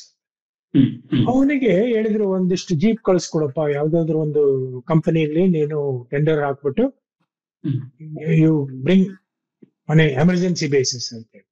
ಅವನು 80 ಜೀಪ್ ಕಳಿಸ್ಕೊಟ್ರೆ, ಅವ್ರು ಕೇಳಿದಷ್ಟು 2,500 ಜೀಪ್. 80 ಜೀಪ್ ಕೊಟ್ಟು ಸೆಕೆಂಡ್ ಹ್ಯಾಂಡ್ ಜೀಪ್. ಅವು ಹೋಗ್ಲೇ ಇಲ್ಲ, ಒಂದು 40-50 ಕಿಲೋಮೀಟರ್ ಬ್ರೇಕ್ ಡೌನ್ ಆಗ್ಬಿಟ್ಟು. ಆವಾಗ ನೆಹರು ಏನ್ ಮಾಡಿದ, no this problem cannot be solve by army, you will go to ವಿಶ್ವಸಂಸ್ಥೆ ಹೋಗ್ಬೇಡಣ ಅಂತ ಹೇಳಿ ಹೋಗ್ಬಿಟ್ಟು. ಅವ್ರಿಗೆ ಪರಿಪರಿಯಾಗಿ ಕೇಳ್ಕೊಂಡ್ರು ಆರ್ಮಿನವರು, ಜನರಲ್ಗಳು, ಹೋಗ್ಬೇಡಿ ಅಂತ. give us some more time, give us some jeeps, give us some more time, give us some vehicles, we will go, we will drive them out ಅಂದ್ರೆ ಕೇಳಲಿಲ್ಲ. ಯಾಕಂದ್ರೆ ಅದೇ ಒಂದು ಅಪಾಪಿ, ನಾನು ವಿಶ್ವ ಮಟ್ಟದಲ್ಲಿ ದೊಡ್ಡ ನಾಯಕನಾಗಿ ನಾನು ರೂಪಿಸ್ಕೊಳ್ಬೇಕು, ಅದು ಒಂದಾಯ್ತು. ಅಷ್ಟೊತ್ತಿಗೆ ಎಲ್ಲಿವರೆಗೂ ಅದು ಪರಿಹಾರ ಆಗಿಲ್ಲ. ಇನ್ನು ಹಲವಾರು ವಿಷಯಗಳಿದ್ದಾವೆ, ಅದ್ರ ಹೇಳ್ತಾ ಹೋದ್ರೆ ಅದು ಬೇರೆ. ಈ ಒಂದು ಪಹಲ್ಗಾಮ್ ಅಟ್ಯಾಕ್ ಆದ ನಂತರ ಜನರಲ್ ಬಕ್ಷಿ ಅವರು ಒಂದು ಸ್ಟೇಟ್ಮೆಂಟ್ ಕೊಡ್ತಾರೆ. ಸೊ ಏನಂತಂದ್ರೆ, ಈಗ ಈ ಆರ್ಮಿ ರಿಕ್ರೂಟ್ಮೆಂಟ್ ಅಲ್ಲಿ ಸ್ವಲ್ಪ ಏನೋ ಸಮಸ್ಯೆ ಇದೆ, ಜಾಸ್ತಿ ಜನರು ರಿಕ್ರೂಟ್ ಮಾಡಬೇಕು ಅಂತ ಹೇಳಿ. ಇದು ನಮ್ಮ ಈ ಅಗ್ನಿಪಥ್ ಬಂದ್ಮೇಲೆ, ಸೊ ಅದು ಇದ್ರ ಬಗ್ಗೆ ಅಗ್ನಿಪಥ್ ಅಲ್ಲಿ ಏನಂದ್ರೆ ರೆಡ್ಯೂಸ್ ಮಾಡ್ತಾರೆ, 4 ಭಾಗದಲ್ಲಿ 1 ಭಾಗದಷ್ಟು ಮಾತ್ರ ಸೈನಿಕರ ನಾವು ತಗೋತೀವಿ, ಮಿಕ್ಕ 3 ಭಾಗನ ನಾವು ಇದನ್ನ ಮಾಡ್ತೀವಿ ಅಂತ ಹೇಳ್ತಾರಲ್ಲ. ಹಾಗಾಗಿ ಸೊ ಆ ತರದಲ್ಲಿ ನೋಡಿದ್ರೆ ಸೈನಿಕರ ಒಂದು ರಿಕ್ರೂಟ್ಮೆಂಟ್ ಲೆಕ್ಕ ಏನಾದ್ರು ಕಮ್ಮಿ ಆಗಿದೆ, ನಿಮಗೆ ಏನ್ ಅನ್ಸುತ್ತೆ ಅದ್ರ ಬಗ್ಗೆ? ಈಗ ನೋಡಿ, ಈ ಆರ್ಮಿನಲ್ಲಿ ಇಂಥ ನಿರ್ಧಾರಗಳನ್ನ ತಗೊಳ್ಳೋದು ಸುಮ್ಮನೆ ಯಾರೋ ಬೆಳಗ್ಗೆ ಎದ್ಬಿಟ್ಟು ರಾತ್ರಿ ಕನಸು ನನಗೆ ಬಿದ್ದಿತ್ತು, ಈಗ ಅಗ್ನಿಪಥ್ ಅಂತ ಒಂದು ಸ್ಕೀಮ್ ಮಾಡ್ಬೇಕು, ಹಂಗೆಲ್ಲ ಮಾಡಲ್ಲ. ಕಾರ್ಗಿಲ್ ಆದ್ಮೇಲೆ ಹಲವಾರು ಪ್ರತಿಯೊಂದು ಯುದ್ಧದ ಕಾರ್ಯಾಚರಣೆ ಆದಾಗ ನಮಗೆ ಲೆಸನ್ಸ್ ಟು ಬಿ ಲರ್ನ್ಡ್ ಅಂತ ಒಂದು ದೊಡ್ಡ ಇದು ಬರುತ್ತೆ. ಸೊ ಕಾರ್ಗಿಲ್ ನಲ್ಲಿ ಬಹಳ ತಪ್ಪುಗಳು ನಡೆದು, ಆ ತಪ್ಪುಗಳಲ್ಲಿ ಒಂದು ತಪ್ಪನ್ನ ಸರಿ ಮಾಡೋದು ಏನು ಅಂದ್ರೆ, the average age of a soldier is very high. 34 ವರ್ಷ ಆವರೇಜ್ ಏಜ್. ಅಂದ್ರೆ 34 ವರ್ಷದಲ್ಲಿ ನಿಮಗೆ ಗೊತ್ತಿರ್ಬೋದು, ಕಾರ್ಗಿಲ್ ಕದನದಲ್ಲಿ ಹೆಚ್ಚು ಜನ ಹುತಾತ್ಮರಾದರು ನಮ್ಮ young officers, young lieutenant, captains, soldiers, normal soldiers, Naiks, young people they died because the elder people ಒಂದು ಹೊರೆ ಆಗ್ಬಿಡ್ತಾರೆ ಅಂತ ಹೇಳಲ್ಲ, ಬಟ್ ಅವರ ಒಂದು ವಯೋ ಇದಕ್ಕೆ ತಕ್ಕಾಗೆ ಅವರ ಒಂದು ಸಾಮರ್ಥ್ಯ, ದೈಹಿಕ ಸಾಮರ್ಥ್ಯ ಕುಗ್ತಾ ಹೋಗುತ್ತೆ. ಹೋರಾಟಕ್ಕೆ ಇದು ಆಗೋದಿಲ್ಲ, ಆಗಲ್ಲ. ಯಾಕಂದ್ರೆ ನಾನು 20 ವರ್ಷದಾಗ 8 ಕಿಲೋಮೀಟರ್ ಓಡ್ತಾ ಇದ್ದೆ. No I cannot do it. So ಹಾಗೆ ಅದೊಂದು ರೆಕಮೆಂಡೇಶನ್ ಮಾಡಿದ್ರು, reduce the average age of a soldier. ಹ್ಮ್ ಹೇಗ್ ಮಾಡೋದು? Take more youngsters. Hmm but take more youngsters ಅಂದ್ರೆ ಮತ್ತೆ ಅವ್ರನ್ನ ಎಲ್ಲರನ್ನೂ ಇಟ್ಕೋಬೇಕಾ ಅವ್ರು ರಿಟೈರ್ ಆಗೋವರೆಗೂ? No. Hmm then that scheme came, Agnipath scheme. ಒಂದಿಷ್ಟು 4 ವರ್ಷ 5 ವರ್ಷ ಇಟ್ಕೊಳ್ಳೋಣ, ಆಮೇಲೆ ಒಂದಿಷ್ಟು ಜನ ನೀವೇ ಹೇಳ್ದಾಗೆ ಒಂದು 25% ಉಳಿಸ್ಕೊಳ್ಳೋಣ, ಇನ್ನು 75% ಅವರಿಗೆ ಪರ್ಯಾಯ ವ್ಯವಸ್ಥೆ ಮಾಡೋದು. ಅಂದ್ರೆ ಹಣಕಾಸು ನೆರವು ಅಥವಾ ಪೊಲೀಸ್ ಅರರಕ್ಷಣಾ ಸಂಸ್ಥೆಗಳಲ್ಲಿ, ಪೊಲೀಸ್ ಇದರಲ್ಲಿ, ಗೌರ್ಮೆಂಟ್ ಕೆಲಸ, ಸ್ಟೇಟ್ ಗೌರ್ಮೆಂಟ್ ಕೆಲಸ, ಅದನ್ನ ಕೊಡ್ಸೋಕೆ ಒಂದು ಪ್ರಯತ್ನ ಮಾಡೋಣ ಅಂತ ಹೇಳಿ ಅದನ್ನ ಪ್ರಾರಂಭ ಮಾಡಿ. ಆದ್ರೆ ಈ ವಿರೋಧ ಪಕ್ಷಗಳು ಎಲ್ಲದಕ್ಕೂ ವಿರೋಧ ಮಾಡ್ಲೇಬೇಕು ಅಂತಾನೆ ಅವ್ರು ಉಟ್ಕೊಂಡಿರೋದು. ಒಳ್ಳೇದಾಗ್ಲಿ ಕೆಟ್ಟದಾಗ್ಲಿ, ಬಟ್ ಗೌರ್ಮೆಂಟ್ ಏನ್ ಡಿಸಿಷನ್ ತಗೊಳುತ್ತೋ without thinking what is the ಉದ್ದೇಶ ಏನಿದೆ ಅನ್ನೋ ಥಿಂಕ್ ಮಾಡೋದ್ ಬೇಡ. ಯಾಕಂದ್ರೆ ಸೈನ್ಯ ಸೇರಿದವರಿಗೆ ಆ ಪೆನ್ಷನ್ ತಗೊಂಡ್ಮೇಲೆ ರಿಟೈರ್ ಆಗ್ಬೇಕು. ಅವ್ರಿಗೆ ಕ್ಯಾಂಟೀನ್ ಇಂದ ರಮ್ ವಿಸ್ಕಿ ಎಲ್ಲ ಆ ತರ. ಅದು ಇಟ್ ಈಸ್ ಸೈನ್ಯ, it is not A employment exchange, it is not MNREGA scheme. ಸೈನ್ಯಕ್ಕೆ ಬೇಕಾದ ಸೈನಿಕರನ್ನು ತಗೊಳ್ತಾರೆ, ಆಮೇಲೆ ಇಷ್ಟೊಂದು ವರ್ಷಗಳಲ್ಲಿ ಈ ಸೈನ್ಯ ಹೆಂಗಾಗಿ ಉಳಿಬೇಕು ಅನ್ನೋ ಒಂದು ಉದ್ದೇಶದಿಂದ ಮಾಡಿದ್ರು. ಸೊ ಹಾಗಾಗಿ ಈ ಒಂದು ವಿರೋಧ ಯಾವಾಗ ಬಂತು, ಇದು ಯಾವಾಗ್ಲೂ ಮೊದಲೇ ಆಗ್ಬೇಕಾಗಿತ್ತು. ಆವಾಗ there is a shortfall. ನೀವು ಹೇಳಿದ್ರೆ ಕರೆಕ್ಟ್, ಶಾರ್ಟ್ ಫಾಲ್ ಇದೆ, ಶಾರ್ಟ್ ಫಾಲ್ ಇತ್ತು. ಈಗ ಕ್ಲೋಸ್ ಇನ್ ಆಗ್ತಾ ಇದೆ ಸೈನಿಕರಲ್ಲಿ. ಈಗ ಗರ್ಲ್ಸ್ ಗಳನ್ನು ಅಗ್ನಿಪಥ್ ಅಲ್ಲಿ ತಗೊಳ್ತಾ ಇದ್ದಾರೆ. Army, navy, air force, men and women both are inducted. ಆಮೇಲೆ you will be surprised the role of these Agnipath soldiers in operation Sindoor was fantastic. Okay, very good. ಈಗ ನಾವು ಅಗ್ನಿಪಥ್ ಸ್ಕೀಮ್ ಬಂದಾಗ ಒಂದು ನೀವು ಎವರೇಜ್ ಏಜ್ ಅಂತ ಹೇಳಿದ್ರಿ, ಇನ್ನೊಂದು ಅದ್ರದ್ದು ಅಡ್ವಾಂಟೇಜ್ ಏನಂತಂದ್ರೆ ಈ ಸೈನಿಕರ ಸಂಖ್ಯೆಯಲ್ಲಿ ನಾವು ಕಡಿಮೆಗೊಳಿಸಿದ್ರೆ ಅದೇ ದುಡ್ಡನ್ನು ನಾವು ಮಾಡರ್ನೈಸೇಷನ್ ಆಫ್ ಆರ್ಮಿಗೆ ಯೂಸ್ ಮಾಡಬಹುದು. ಅಂದ್ರೆ ವೆಪನ್ಸ್ ಹೊಸದು ಆಧುನೀಕರಣಕ್ಕೆ ನಮ್ಗೆ ಹೆಲ್ಪ್ ಆಗುತ್ತೆ ಅಂತ ಹೇಳ್ತಾರೆ. ಸೊ ಒಂದು 20 ವರ್ಷ ಹಿಂದೆ ಹೋಗಿ ಮತ್ತೆ ಈಗಿಂದಕ್ಕೆ ಆರ್ಮಿಯಲ್ಲಿ ವೆಪನ್ಸ್ ಅಲ್ಲಿ ಆದಂತ ಮಾಡರ್ನೈಸೇಷನ್ ಬಗ್ಗೆ ತಾವು ಹೇಳೋದಾದ್ರೆ ಹೇಗಾಗಿದೆ ಅಂತ. ಈಗ ನೋಡಿ, 2 ವರ್ಷದ ಕೆಳಗೆ ನನಗೆ ಶ್ರೀಮತಿ ನಿರ್ಮಲಾ ಸೀತಾರಾಮನ್ ಅವ್ರ ಜೊತೆ ಇಂಟರಾಕ್ಷನ್ ಮಾಡೋ ಒಂದು ಅವಕಾಶ ಸಿಕ್ಕಿತ್ತು. ಅವಾಗ ಬಜೆಟ್ ಬಗ್ಗೆನೆ ಮಾತಾಡ್ತಾ ಇದ್ರು, but my point was only about defence budget. ಈಗ ನಮಗೆ ಡಿಫೆನ್ಸ್ ಬಜೆಟ್ ಅಲ್ಲಿ ಸುಮಾರು 6.65 ಲಕ್ಷ ಕೋಟಿ ಸಿಗುತ್ತೆ. ಅದರಲ್ಲಿ 40% goes for pay, pension and allowances. See, I'm also one of the pensioners. I'm not opposing pension, but at some stage it has to reduce. It has to reduce. ಯಾಕಂದ್ರೆ ನಮಗೆ shopping ಅಂದ್ರೆ ನೀವ್ ಹೇಳಿದ್ರಲ್ಲ, ಒಂದೊಂದು ಯುದ್ಧ ವಿಮಾನ ಎಷ್ಟು ಗೊತ್ತಾ ಬೆಲೆ? 1,700 ಕೋಟಿ ಒಂದು ವಿದ್ಯುತ್. ಇವರ ಬ್ಯಾಂಕರ್, ಸೊ ಯು ಕ್ಯಾನ್ ಎಷ್ಟು ಖರ್ಚಾಗುತ್ತೆ. ಬಟ್ ಅಷ್ಟಕ್ಕೆ ನಮಗೆ ಅವಕಾಶ ಇರಲ್ಲ, ಯಾಕಂದ್ರೆ ನಮ್ದು majority goes in normal maintenance. So ಕೇವಲ ಒಂದಿಷ್ಟು ಉಳ್ಕೊಂಡಿರುತ್ತೆ. ಸೊ ಅದು ಏನ್ ಮಾಡೋದು? ಈಗ ಸಂಬಳ ಅಂತೂ ಕೊಡ್ಲೇಬೇಕಲ್ವಾ, ಅಲವೆನ್ಸಸ್ ಕೊಡ್ಬೇಕು. But only allowance that is there is we can reduce it pension burden slowly.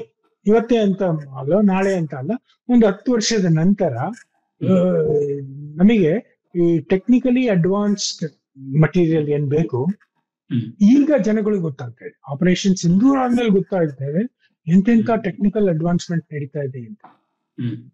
So ಅದಕ್ಕೆಲ್ಲ ನಾವು ಯು ನೀಡ್ ಫ್ರೀ ಬಜೆಟ್. ಅಷ್ಟು ಬಜೆಟ್ ಅಲ್ಲಿ ಡಿಫೆನ್ಸಿನ ಸಂಶೋಧನಾ ಮತ್ತು ಅಭಿವೃದ್ಧಿ, ರಿಸರ್ಚ್ ಅಂಡ್ ಡೆವಲಪ್ಮೆಂಟ್ಗೆ 2% of defence. 2% is nothing, it is peanuts. So ಈಗ ಅದನ್ನ ಸ್ಲೋಲಿ ಇನ್ಕ್ರೀಸ್ ಮಾಡೋ ಒಂದು ನಿಟ್ಟಿನಲ್ಲಿ ಕೆಲಸ ಆಗುತ್ತೆ.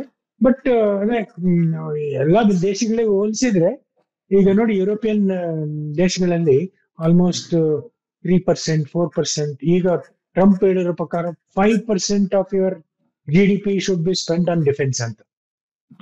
ಭಾರತ ಎಷ್ಟು ವೆಚ್ಚ ಮಾಡ್ತಿದ್ದೆ ಗೊತ್ತಾ? 1.9% of GDP is for defence, which is very low. Very low. So modern weapons ಇತ್ತೀಚೆಗೆ ಬಂದಂತದ್ದು ಯಾವ್ದು ಅಂತ ಇದನ್ನ ಹೇಳೋದಾದ್ರೆ, ಮುಂಚೆಗಿಂತ ಮೋದಿ ಅವರು ಬಂದ್ಮೇಲೆ ಮಾಡರ್ನ್ ವೆಪನ್ಸ್ ಯಾವ್ದಾವ್ದು ಇದು ಆಯ್ತು ಅಂತ? ಈಗಂತೂ ಅದರ ಒಂದು ಸ್ವರೂಪನೇ ಬದಲಾಗ್ಬಿಟ್ಟಿದೆ. ಯಾವಾಗ ಆತ್ಮನಿರ್ಭರ್ ಭಾರತ್ ಬಂತು ಅಂತ ಬಂತು ರಕ್ಷಣಾ ವಲಯದಲ್ಲಿ, ಅಲ್ಲೂ ಬಜೆಟ್ ಫಿಕ್ಸ್ ಮಾಡಿದ್ರು.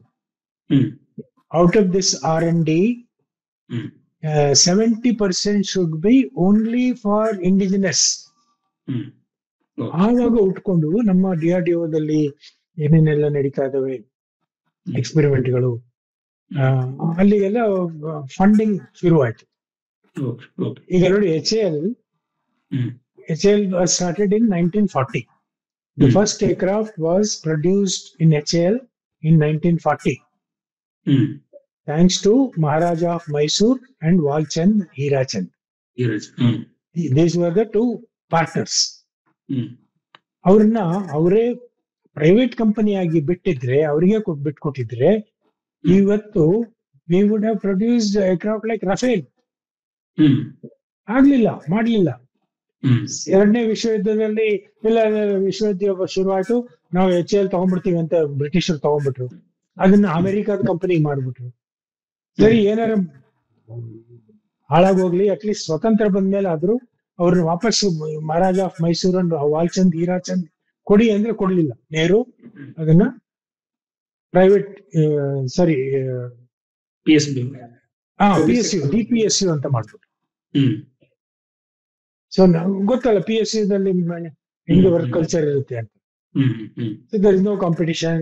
ಕೆಲಸ ಮಾಡಿದ್ರೆ ಸಂಬಳ ಸಿಗುತ್ತಿಬಿಡು ಅನ್ನೋ ಒಂದು ಮೆಂಟಾಲಿಟಿನಲ್ಲಿ till today HAL is functioning as a repair shop, not in innovation, research, development. ನಡೀತಾ ಇಲ್ಲ. ಯಾಕಂದ್ರೆ ಆವಾಗಿನ ಮಾಡಿದ ಪ್ರಮಾದ ಇಲ್ಲಿವರೆಗೂ we are paying. So but other side when DRDO ಲ್ಯಾಬೊರೇಟರಿಗಳು ಯಾವಾಗ ಅವರವರ ಒಂದು ಆವಿಷ್ಕಾರಗಳನ್ನ ಶುರು ಮಾಡಿದ್ರು, ಜನರಲ್ ಪಬ್ಲಿಕ್ ಗೊತ್ತಾಗ್ಲಿಲ್ಲ, ನಮಗೂ ಗೊತ್ತಾಗ್ಲಿಲ್ಲ ಏನೇನೆಲ್ಲ ನಡೀತಾ ಇದೆ ಅಂತ. ಈ ಒಂದು ಆಪರೇಷನ್ ಸಿಂಧೂರದ 90 ಗಂಟೆಗಳ ಏನು ಕಾರ್ಯಾಚರಣೆ, ಅದರಲ್ಲಿ ಇಡೀ ಭಾರತವನ್ನೆಲ್ಲ ಜಗತ್ತನ್ನೇ ದಂಗುಗೊಳಿಸಿದೆ. ಅಂತ ಒಂದು ಇಂಡಿಜಿನಸ್ ಆವಿಷ್ಕಾರಗಳು ನಡೀತಾ ಇದೆ. ರೇಡಾರ್ಗಳಾಗ್ಲಿ, ಮಿಸೈಲ್ಗಳಾಗ್ಲಿ, ನಮ್ಮ ಡ್ರೋನ್ಗಳಾಗ್ಲಿ, ಉಪಗ್ರಹಗಳಾಗ್ಲಿ, we are doing fantastically well. Coming back to operation Sindoor, ಇದು ಅವತ್ತು ರಾತ್ರಿ ಏನ್ ಅಟ್ಯಾಕ್ ಆಯ್ತಲ್ಲ, ಒಂದಷ್ಟು ಮಾಧ್ಯಮಗಳಲ್ಲಿ ರಾವಲ್ಪಿಂಡಿ ಮೇಲೆ ಆಯ್ತು, ಇಸ್ಲಾಮಾಬಾದ್ ಮೇಲೆ ಆಯ್ತು, ಈ ತರದ ಸುದ್ದಿಗಳು ಬಂತು. ಆಕ್ಚುಲ್ ಆಗಿ ಎಲ್ಲಿ ತನಕ ನಮ್ದು ಇದಾಯ್ತು, ಯಾವ ಟಾರ್ಗೆಟ್ಸ್ ನಾವು ಇದನ್ನ ಮಾಡಿದ್ವಿ ಅಂತ ಆಕ್ಚುಲ್ ಆಗಿದ್ದು? ಮೊದಲನೇ ರಾತ್ರಿ ಅಂದ್ರೆ ಪ್ರತಿಯೊಂದು ಯುದ್ಧ ಕಾರ್ಯಾಚರಣೆಗೂ ಒಂದು ಉದ್ದೇಶ ಇರುತ್ತೆ. ಯಾಕಂದ್ರೆ lot of lives matter. We have to sacrifice a lot of lives and we have to sacrifice a lot of resources. ಆಮೇಲೆ ಯುದ್ಧ it cost money, it cost huge resources. ಹಲವಾರು ಈಗ ನೋಡಿದಿರಲ್ಲ, ರಷ್ಯಾ ಮತ್ತು ಯುಕ್ರೇನ್ ಯುದ್ಧ ಮಾಡೋದು ಖರ್ಚು ಅಷ್ಟಿರುವಾಗ ಇನ್ನಷ್ಟು ಖರ್ಚು. It cost huge amount of money. ಅದು ದೇಶವನ್ನ 30-40 ವರ್ಷಗಳ ಹಿಂದೆ ತಗೊಂಡೋಗ್ಬಿಡು. ಯಾಕಂದ್ರೆ ಅದಕ್ಕೆ ಸ್ಪೆಸಿಫಿಕ್ ಆದ ಒಂದು ಉದ್ದೇಶ ಇರಬೇಕು, ನಿರ್ದಿಷ್ಟವಾದ ಉದ್ದೇಶ. ಅದು ಎಲ್ಲಿಂದ ಬರಬೇಕು? ರಾಜಕೀಯ ನಾಯಕತ್ವದಿಂದ ಬರಬೇಕು. ಅವ್ರು ಬಹಳ ಕ್ಲಿಯರ್ ಆಗಿ ಹೇಳ್ಬೇಕು, ನೋಡಪ್ಪ generals, air marshals and admirals, this is the aim, the war should be like this. ಆಮೇಲೆ ನೀವು ನಿಮ್ ಪ್ಲಾನ್ ಮಾಡ್ಕೊಳ್ಳಿ, I will not interfere. That is the best thing about operation Sindoor. ಯಾವಾಗ್ಲೂ ಯುದ್ಧದಲ್ಲಿ ಈ ತರ ಒಂದು ಫ್ರೀಡಮ್ ಕೊಟ್ಟಿರಲಿಲ್ಲ ಫೀಲ್ಡ್ ಕಮಾಂಡರ್ಸ್ ಗಳಿಗೆ. ನೀವು ಹೆಂಗ್ ಪ್ಲಾನ್ ಮಾಡ್ತಿರೋ ಮಾಡ್ಕೊಳ್ಳಿ. ಈ ಉದ್ದೇಶ ಏನು, ಟೆರರಿಸ್ಟ್ ಅಟ್ಯಾಕ್ ಆಗಿದೆ, ನಮ್ಮ 26 ಜನಗಳನ್ನ ನಿರ್ದಯವಾಗಿ ಅವರ ಕುಟುಂಬದ ಸದಸ್ಯರ ಮುಂದೆ ಅವರ ಸಿಂಧೂರವನ್ನು ಅಳಿಸಿ ಹಾಕಿದ್ದಾರೆ, ಅದಕ್ಕೆ ನ್ಯಾಯ ಕೊಡಿಸ್ಬೇಕು ಅಷ್ಟೇ. That is number 1 aim. ಅಂದ್ರೆ ಇವರೆಲ್ಲೆಲ್ಲಿ ಟೆರರಿಸ್ಟ್ಗಳು ಅಡ್ಕೊಂಡಿದ್ರು ಅವರನ್ನ ನಿರ್ನಾಮ ಮಾಡ್ಬಿಡಿ, ಆಮೇಲೆ ನೋಡ್ಕೋಣ. If they react then we will escalate, if they don't then we will keep quiet, because we would have achieved next at least ಒಂದು 15 ವರ್ಷನೋ 20 ವರ್ಷನೋ ಅವರು ತಲೆ ಎತ್ತದಾಗ ಮಾಡಿದ್ರೆ ಸಾಕು ಅನ್ನೋದೊಂದು. ಬಟ್ 6ನೇ ತಾರೀಕು ರಾತ್ರಿ, ನಡು ರಾತ್ರಿ ಹೇಳಿದ್ನಲ್ಲ, 1 ಗಂಟೆ 5 ನಿಮಿಷದಿಂದ 1 ಗಂಟೆ ಸುಮಾರು 27 ಅಂದ್ರೆ 22 ನಿಮಿಷದಲ್ಲಿ ಇವರು ಕರೆಕ್ಟ್ ಆಗಿ ಅಟ್ಯಾಕ್ ಮಾಡಿದ್ದು ಓನ್ಲಿ ಟೆರರಿಸ್ಟ್ ಹೈಟ್ಔಟ್, ಬಹವಾಲ್ಪುರ್, ಮುರಳಿಕೆ, ಇನ್ನೆಲ್ಲ ಒಟ್ಟು 9 ಇದ್ವಲ್ಲ ಅವನ್ನೆಲ್ಲ ಅಟ್ಯಾಕ್ ಮಾಡಿತ್ತು. ಗೊತ್ತಾಯ್ತು ಅಲ್ಲಿ 100 ಜನ ಹೋಗಿದ್ದಾರೆ ಟೆರರಿಸ್ಟ್ಗಳು, ಅವ್ರ ಕುಟುಂಬದವ್ರು. ಏನ್ ಮಾಡಕ್ಕಾಗಲ್ಲ, ಅವ್ರ ಮಸೀದಿ ಒಳಗೆ ಬಚ್ಚಿಟ್ಕೊಂಡು ಅವ್ರು ಎದ್ಕೊಂಡ್ರೆ ಏನು ಮಾಡಕ್ಕಾಗಲ್ಲ. So we manage to neutralise them. ಯಾವಾಗ 2ನೇ ದಿವಸ ಪಾಕಿಸ್ತಾನ ಅಂತಾರಾಷ್ಟ್ರೀಯ ಮಟ್ಟದಲ್ಲಿ ದೊಡ್ಡ ಮುಖಭಂಗ ಆಯ್ತಲ್ವಾ, ಈಗ ಅವ್ರು ಸುಮ್ಮನೆ ಇರಕ್ಕಾಗಲ್ಲ, ಏನಾದ್ರು ಒಂದು ಕಿತಾಪತಿ ಮಾಡ್ಬೇಕು ಅಂತೇಳಿ ಅವರು ಭಾರತದ 15 ಟಾರ್ಗೆಟ್ಗಳನ್ನ ಫಿಕ್ಸ್ ಮಾಡಿದ್ರು. ಕಾಶ್ಮೀರದ ಅವಂತಿಪುರ ಅಂತ ಹೇಳಿದೆ, ಶ್ರೀನಗರದಿಂದ ಒಂದಿಷ್ಟು ಉತ್ತರಕ್ಕೆ. ಅವಂತಿಪುರದಿಂದ ಎಲ್ಲಾ ವಾಯುಸೇನೆಯ ತಾಣಗಳು ಅಪ್ ಟು ಭುಜ್ ಇನ್ ಗುಜರಾತ್ 15. ಅದು ಡ್ರೋನ್ ಅಟ್ಯಾಕ್ ಮಾಡಿದ್ರು. ಈ ಡ್ರೋನ್ಗಳೆಲ್ಲ ಬಂದಿದ್ದು ತುರ್ಕಿಯಿಂದ ಬಂದಿದ್ರು, ಕೆಲವು ಚೈನೀಸ್ ಡ್ರೋನ್ಗಳು ಇದ್ವು. So India was not just countering Pakistan, India was countering Turkey and China. So it was 1 versus 3. So ಅದು ಯಾವಾಗ ಅವ್ರಿಗೆ ಗೊತ್ತಾಯ್ತು ಇದೆಲ್ಲ ಮಾಡ್ತಾರೆ ಅಂತ ಹೇಳಿ, then we got the intelligence and none of them reach the target. ಈಗ ನೋಡಿ, ನಮ್ಮ ಭಾರತಕ್ಕೆ ಯಾವಾಗ ಗೊತ್ತಾಗುತ್ತೆ ಪಾಕಿಸ್ತಾನದವರು ಅಟ್ಯಾಕ್ ಮಾಡ್ತಿದ್ದಾರೆ ಅಂತೇಳಿ, we have A system called integrated air defence control centre ಅಂತೇಳಿ, IACC ಅಂತೇಳಿ. ಸೊ ಮೊದಲು ಏನ್ ಮಾಡ್ತಾರೆ, ಬಾರ್ಡರ್ ನಲ್ಲಿ ನಮ್ಮ ಯುದ್ಧ ವಿಮಾನಗಳು ಇರ್ತವೆ, ಅವ್ರು ಗಸ್ತು ಹೊಡಿತಾ ಇರ್ತಾರೆ. ಸೊ ಸುಮಾರು 12 ವಿಮಾನಗಳು ಆ ಕಡೆಯಿಂದ ಬರ್ತಿದ್ದಾವೆ ಅಥವಾ ಡ್ರೋನ್ಗಳು ಬರ್ತಿದ್ದಾವೆ ಅಂದ್ರೆ ಆ ಯುದ್ಧ ವಿಮಾನಗಳು ಅವರನ್ನ ನ್ಯೂಟ್ರಲೈಸ್ ಮಾಡ್ತವೆ. ಎಲ್ಲವನ್ನೂ ಮಾಡಕ್ಕಾಗಲ್ಲ, 3-4 ಹೋಗಿರ್ತವೆ, ಇನ್ನುಳಿದು ಬರ್ತಿರ್ತವೆ. ಅವಾಗ S-400 ಅಂತೇಳಿ ನಾವು ಒಂದು ವಾಯು ರಕ್ಷಣಾ ವ್ಯವಸ್ಥೆಯನ್ನ ಮಾಡ್ಕೊಂಡಿದ್ವಿ. ಇದು ಆಕ್ಚುಲಿ ರಷ್ಯಾದ್ದು, ಈಗ ನಮ್ಮ ಭಾರತದಲ್ಲೂ ಅದೇ ತರ ತಯಾರಾಗ್ತದೆ. ಅದರಲ್ಲಿ 4 ಮಿಸೈಲ್ಗಳು ಇರ್ತವೆ. ಮೊದಲನೇ ಮಿಸೈಲ್ ಹೊಡೆಯೋದು 400 ಕಿಲೋಮೀಟರ್ ದೂರದಲ್ಲಿದ್ದಾಗ, 2ನೇ ಮಿಸೈಲ್ ಹೊಡೆಯೋದು 250 ಕಿಲೋಮೀಟರ್ ದೂರದಲ್ಲಿದ್ದಾಗ, 3ನೇ ಮಿಸೈಲು 125, ಇನ್ನ 80. ಈ ತರ ಒಂದೇ ಸರಿ ಎಲ್ಲ ಡಮಾರ್ ಅಂತ ಹೇಳಿ ಹೊಡೆಯಕ್ ಹೋಗಲ್ಲ.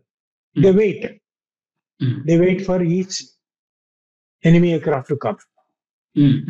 ಅದು ಆಯ್ತು ಅಂದ್ಮೇಲೆ ಇನ್ನೊಂದು ಬರಾಕ್ 8 ಅಂತ ಇನ್ನೊಂದು ಸಿಸ್ಟಮ್ ಇದೆ. ಅದು ನಾವು ಇಸ್ರೇಲ್ ಮತ್ತು ಭಾರತ ಜೊತೆಯಾಗಿ ತಯಾರಿಸಿದ ಒಂದು ಮಿಸೈಲ್ ಸಿಸ್ಟಮ್, ಬರಾಕ್ 8. ಅದು 80 ಕಿಲೋಮೀಟರ್ ರಕ್ಷಣೆ ಕೊಡುತ್ತೆ. Next is Akash missile system ಬಗ್ಗೆ ನಾವೆಲ್ಲ ತುಂಬಾ ಹೆಮ್ಮೆ ಪಡಬೇಕು.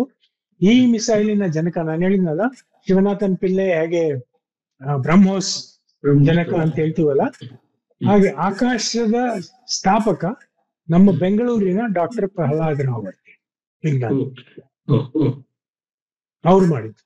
So amazing. ಆಮೇಲೆ ಇನ್ನು ಹತ್ತತ್ರ ಬರ್ತಿದ್ದಾಗೆ ದೇ ವಿಲ್ ಕೀಪ್ ಡೆಸ್ಟ್ರಾಯಿಂಗ್. ಇದನ್ನ ನಾವು ಇಂಟಿಗ್ರೇಟೆಡ್ ಏರ್ ಕಂಟ್ರೋಲ್ ಸೆಂಟರ್ ಅಂತ ಹೇಳಿ ಕರಿತೀವಿ. ಸೊ ಹೀಗಾಗಿ ಅವರು ಎಷ್ಟೇ ಪ್ಲಾನ್ ಮಾಡಿದ್ರು ತಪ್ಪಿಸ್ಕೊಳ್ಳೋ ಅವಕಾಶನೇ ಇಲ್ಲ.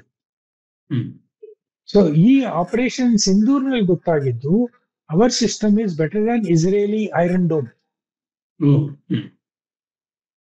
ಬಿಕಾಸ್ ವಿ ನೆವರ್ ಮುಟ್ಲೇ ಇಲ್ಲ.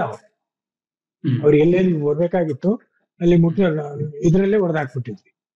ಆಮೇಲೆ ಇನ್ನೊಂದು ಏನಾಯ್ತು ಅಂದ್ರೆ, ಈ ಮಾಯಾಸ್ತ್ರ ಅಂತ ಹೇಳಿದ್ನಲ್ಲ, ಒಂದು ಬಾನ್ಶಿ ಜೆಟ್ ಅಂತ ಹೇಳಿದ್ನಲ್ಲ, ಇನ್ನೊಂದು ರಫೇಲ್ ಯಾಕೆ ಅಷ್ಟೊಂದು ಆ, ಶ್ರೇಷ್ಠ ಯುದ್ಧ ವಿಮಾನ ಅಂದ್ರೆ, ರಫೇಲ್ ನಲ್ಲಿ ಒಂದು ಸ್ಪೆಕ್ಟ್ರಾ ಅಂತ ಇದೆ, self protection equipment countering threat to Rafale aircraft, SPECTRA Spectra. ಅದ್ರ ಯಾವ ಮಿಸೈಲ್ಗಳು ಅದನ್ನ ಮುಟ್ಟಕ್ಕಾಗಲ್ಲ, ಯಾವ ರೆಡಾರ್ಗಳು ಅದನ್ನ ಪೈಂಟ್ ಮಾಡಕ್ಕಾಗಲ್ಲ. ಆಮೇಲೆ ಅದರಲ್ಲಿ ಇನ್ನೊಂದು ಎಕ್ಸ್ ಗಾರ್ಡ್ ಅಂತ ಹೇಳಿದೆ, ಅದು ಒಂದು ಸ್ವಿಚ್ ಆನ್ ಮಾಡ್ಕೊಳ್ಳಿ ಹೊರಗೆ ಬಂದ್ಬಿಡುತ್ತೆ. ಒಂದು ಆಪ್ಟಿಕಲ್ ಕೇಬಲ್ ಇರುತ್ತೆ, ಅದು ವಿಮಾನದಿಂದ ಹೊರಗೆ ಬಂದ್ಬಿಟ್ಟು it will produce 5 to 8 Rafales on radar. ಅದೇ ಮಾಯಾಸ್ತ್ರ ಅಂತ ಹೇಳಿದ್ದು. ಸೊ ಯಾವಾಗ ಇವರು Pakistani junk 10 and joint failure 17 ಅವು ನೋಡ್ಕೊಳ್ಳಿ, I got the lock on Rafale ಅಂತೇಳಿ ಅವರು PL-15 ಅಂತ ಒಂದು ದೊಡ್ಡ ಮಿಸೈಲ್ ಇದೆ, ಚೈನೀಸ್ ಮಿಸೈಲ್, ಅದು ಕೂಡ ಅದನ್ನ ಯಾವಾಗ ಆಡ್ಸೋ, it is not it is very dangerous missile. ಅವು ಪಂಜಾಬಿನ ಈ ಸಾಸಿವೆ ಗಿಡದ ಹೊಲಗಳಲ್ಲಿ ಬಿದ್ದ್ಬಿಟ್ಟು they did not explored, but Pakistani they were celebrating, Rafale ಕೋ ಡೌನ್ ಕರ್ ರಫೇಲ್ ಮಾರ್ ದಿಯಾ, ಛೇ ಮಾರ್ ದಿಯಾ ಅಂತೇಳಿ.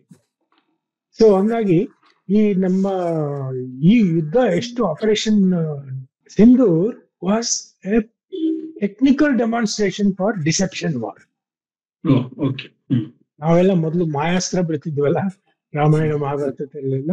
ಸೊ ಈ ಆ ಮಾಯಾಸ್ತ್ರಗಳನ್ನ ಇಲ್ಲಿ ಅವ್ರು basically we have to confuse the enemy and let them use all their costly missiles on some target which is not there but it is visible on radar.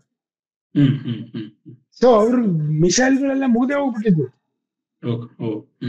ಆ ಲೆವೆಲಿನ ಒಂದು ಡಿಸೆಪ್ಷನ್ ನಡೀತು. That's why it is called deception is a force multiplier ಅಂತ ಹೇಳಿ. Force multiplier ಏನಂದ್ರೆ ನೋಡಿ, ನಮ್ಮ main ಯುದ್ಧ ವಿಮಾನಗಳಿದಾವೆ, ಯುದ್ಧ ಟ್ಯಾಂಕ್ಗಳಿದಾವೆ, these are main force. But ಯಾವುದೋ ಒಂದು Su-30 ವಿಮಾನ ತಂಜಾವೂರಿನಿಂದ ಟೇಕ್ ಆಫ್ ಆಗುತ್ತೆ ಫಾರ್ ಆಪರೇಷನ್. ತಂಜಾವೂರಿಂದ ಗಡಿವರೆಗೂ ಬರುವಷ್ಟೊತ್ತಿಗೆ get refuelled in the mid air. That mid air refueller is called a force multiplier. ಆಮೇಲೆ ಅವ್ರ ಗಡಿಗೆ ಬಂದ ಕೂಡಲೇ ಇನ್ನೊಂದು radar in the sky, eye in the sky ಅಂತ ಕರಿತೀವಿ, ನೇತ್ರ ಅಂತ ಕರಿತೀವಿ. So that will control their operation. So that flying radar becomes a force multiplier. ಈಗ ಹೊಸದಾಗಿ ಸೇರ್ಕೊಂಡಿರೋದು as a force multiplier is a deception technique. ಸರಿ ಸರಿ.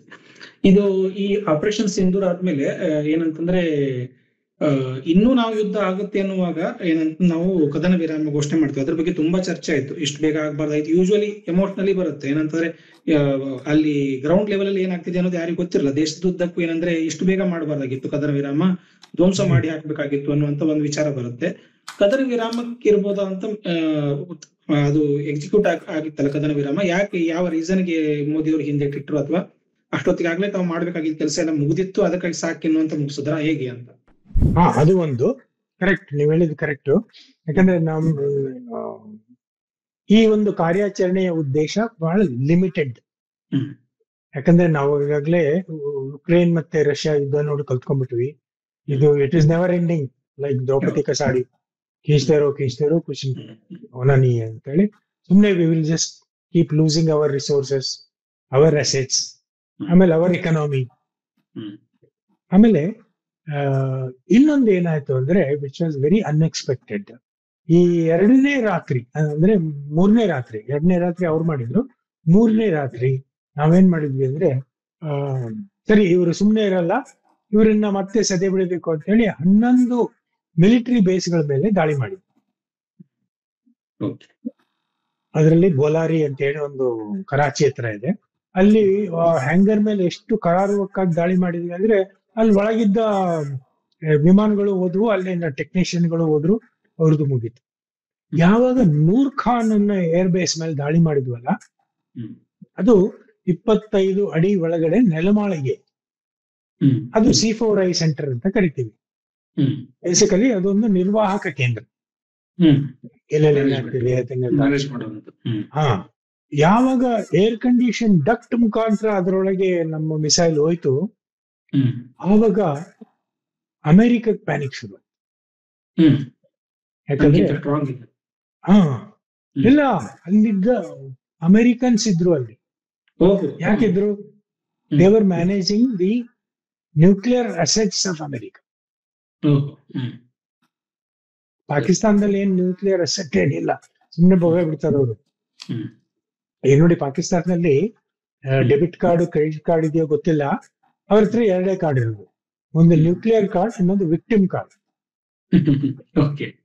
ಓಕೆ, ನ್ಯೂಕ್ಲಿಯರ್ ಕಾರ್ಡ್ ಆಟಮಿಕ್ ತಾಕತ್ ಹೇ ಹೇಳಿ, ದೊಡ್ಡ ಕೊಚ್ಚ ಏನಿಲ್ಲ ಅವ್ರದ್ದು, it's all bogus. And victim card ಏನಾದ್ರು ಒಂದಿಷ್ಟು ಆಳ್ಕೊಳ್ಳೋ ಅಂತ ಶುರು ಮಾಡ್ತಾರೆ. ಹಾ, ಸೊ ಯಾವಾಗ ಈ ಒಂದು ಥ್ರೆಟ್ ಇರಬಹುದು ಅಂತ ಟ್ರಂಪ್ಗೂ ಗೊತ್ತಿರ್ಲಿಲ್ಲ. ಟ್ರಂಪ್ ದೊಡ್ಡ ಬೋಳೆ ಮನುಷ್ಯ ಅವನು. ಅವಾಗ ಯಾವಾಗ ಹೇಳಿದ್ರು that likely to be nuclear leak ಅಂದಾಗ ಒಂದಿಷ್ಟು ಸೀರಿಯಸ್ ಆಗಿ ಎಲ್ಲರೂ ಇಸ್ ಇಟ್ ಪಾಸಿಬಲ್ ಅಂತ ನಮಗೂ ಗೊತ್ತಿರ್ಲಿಲ್ಲ. ಇದೆಯಾ ಆ ತರ ಇದೆಯಾ ಗೊತ್ತಿದ್ರು ನಾವು ಏನು ಮಾಡಕ್ಕಾಗಲ್ಲ. Which is our target, we have to hit. ಅದೇ ಒಬ್ರು ಆರ್ಮಿ ವ್ಯಕ್ತಿ ಕೂಡ ಒಂದು ಪ್ರೆಸ್ ಮೀಟ್ ಅಲ್ಲಿ ಹೇಳಿದ್ರು, ಹಿತ್ತ ಅಂತ ಪ್ರೆಸ್ನವ್ರು ಕೇಳಿದ ತಕ್ಷಣ ನಮ್ಗೆ ಗೊತ್ತಿಲ್ಲ ಅಂತ ಹೇಳಿದ್ರು. ಗೊತ್ತಿಲ್ಲ ಇದ್ರು. ಯಾಕಂದ್ರೆ ಈ nuclear assets meant for peace, ಇವುಗಳನ್ನ ನಾವು ಡಿಕ್ಲೇರ್ ಮಾಡ್ತೀವಿ, ಅವರು ಡಿಕ್ಲೇರ್ ಮಾಡ್ತಾರೆ on 1st January every year. ಇಲ್ಲಿದಾವೆ. So don't touch because these are meant for nuclear asset. ಈಗ ನೋಡಿ, ತಾರಾಪುರ್ ಅಟಾಮಿಕ್ ರಿಯಾಕ್ಟರ್ ಇದೆ, ವಿಸೆ ಬರೋಡಾದಲ್ಲಿ ಹೆವಿ ವಾಟರ್ ಪ್ಲಾಂಟ್ ಇದೆ. We declare this is meant for production of electricity or it is meant for some radioactive experiment. ಅವ್ನು ಮುಟ್ಟೋಗಿಲ್ಲ. As a per convention they not suppose to attack are neither we are suppose to. But ಅವ್ರು declare ಮಾಡ್ಕೊಂಡಿಲ್ಲ, ಸುಳ್ಳು ಹೇಳ್ಬಿಟ್ರು ಅಲ್ಲೇನು ಇಲ್ಲ, ಇಲ್ಲೇನು ಇಲ್ಲ ಅಂತ. ಯಾವಾಗ ನಾವು ಹೊಡಿಯಕ್ ಶುರು ಮಾಡಿದ್ವು, ಆವಾಗ ಒಂದಿಷ್ಟು ಅಂತಾರಾಷ್ಟ್ರೀಯ ಮಟ್ಟದಲ್ಲಿ ಕಂಪನ ಶುರುವಾಯಿತು. ಇಲ್ಲ ಏನೋ ಇದೆ ಅಂತೇಳಿ ಕೊನೆಗೆ ಅವರು ಪಾಕಿಸ್ತಾನದವರೇ DGMO ಅಂದ್ರೆ director general military operation level ಅಲ್ಲಿ ಇಬ್ರು ಮಾತಾಡಿದ್ರು. If you stop operation now,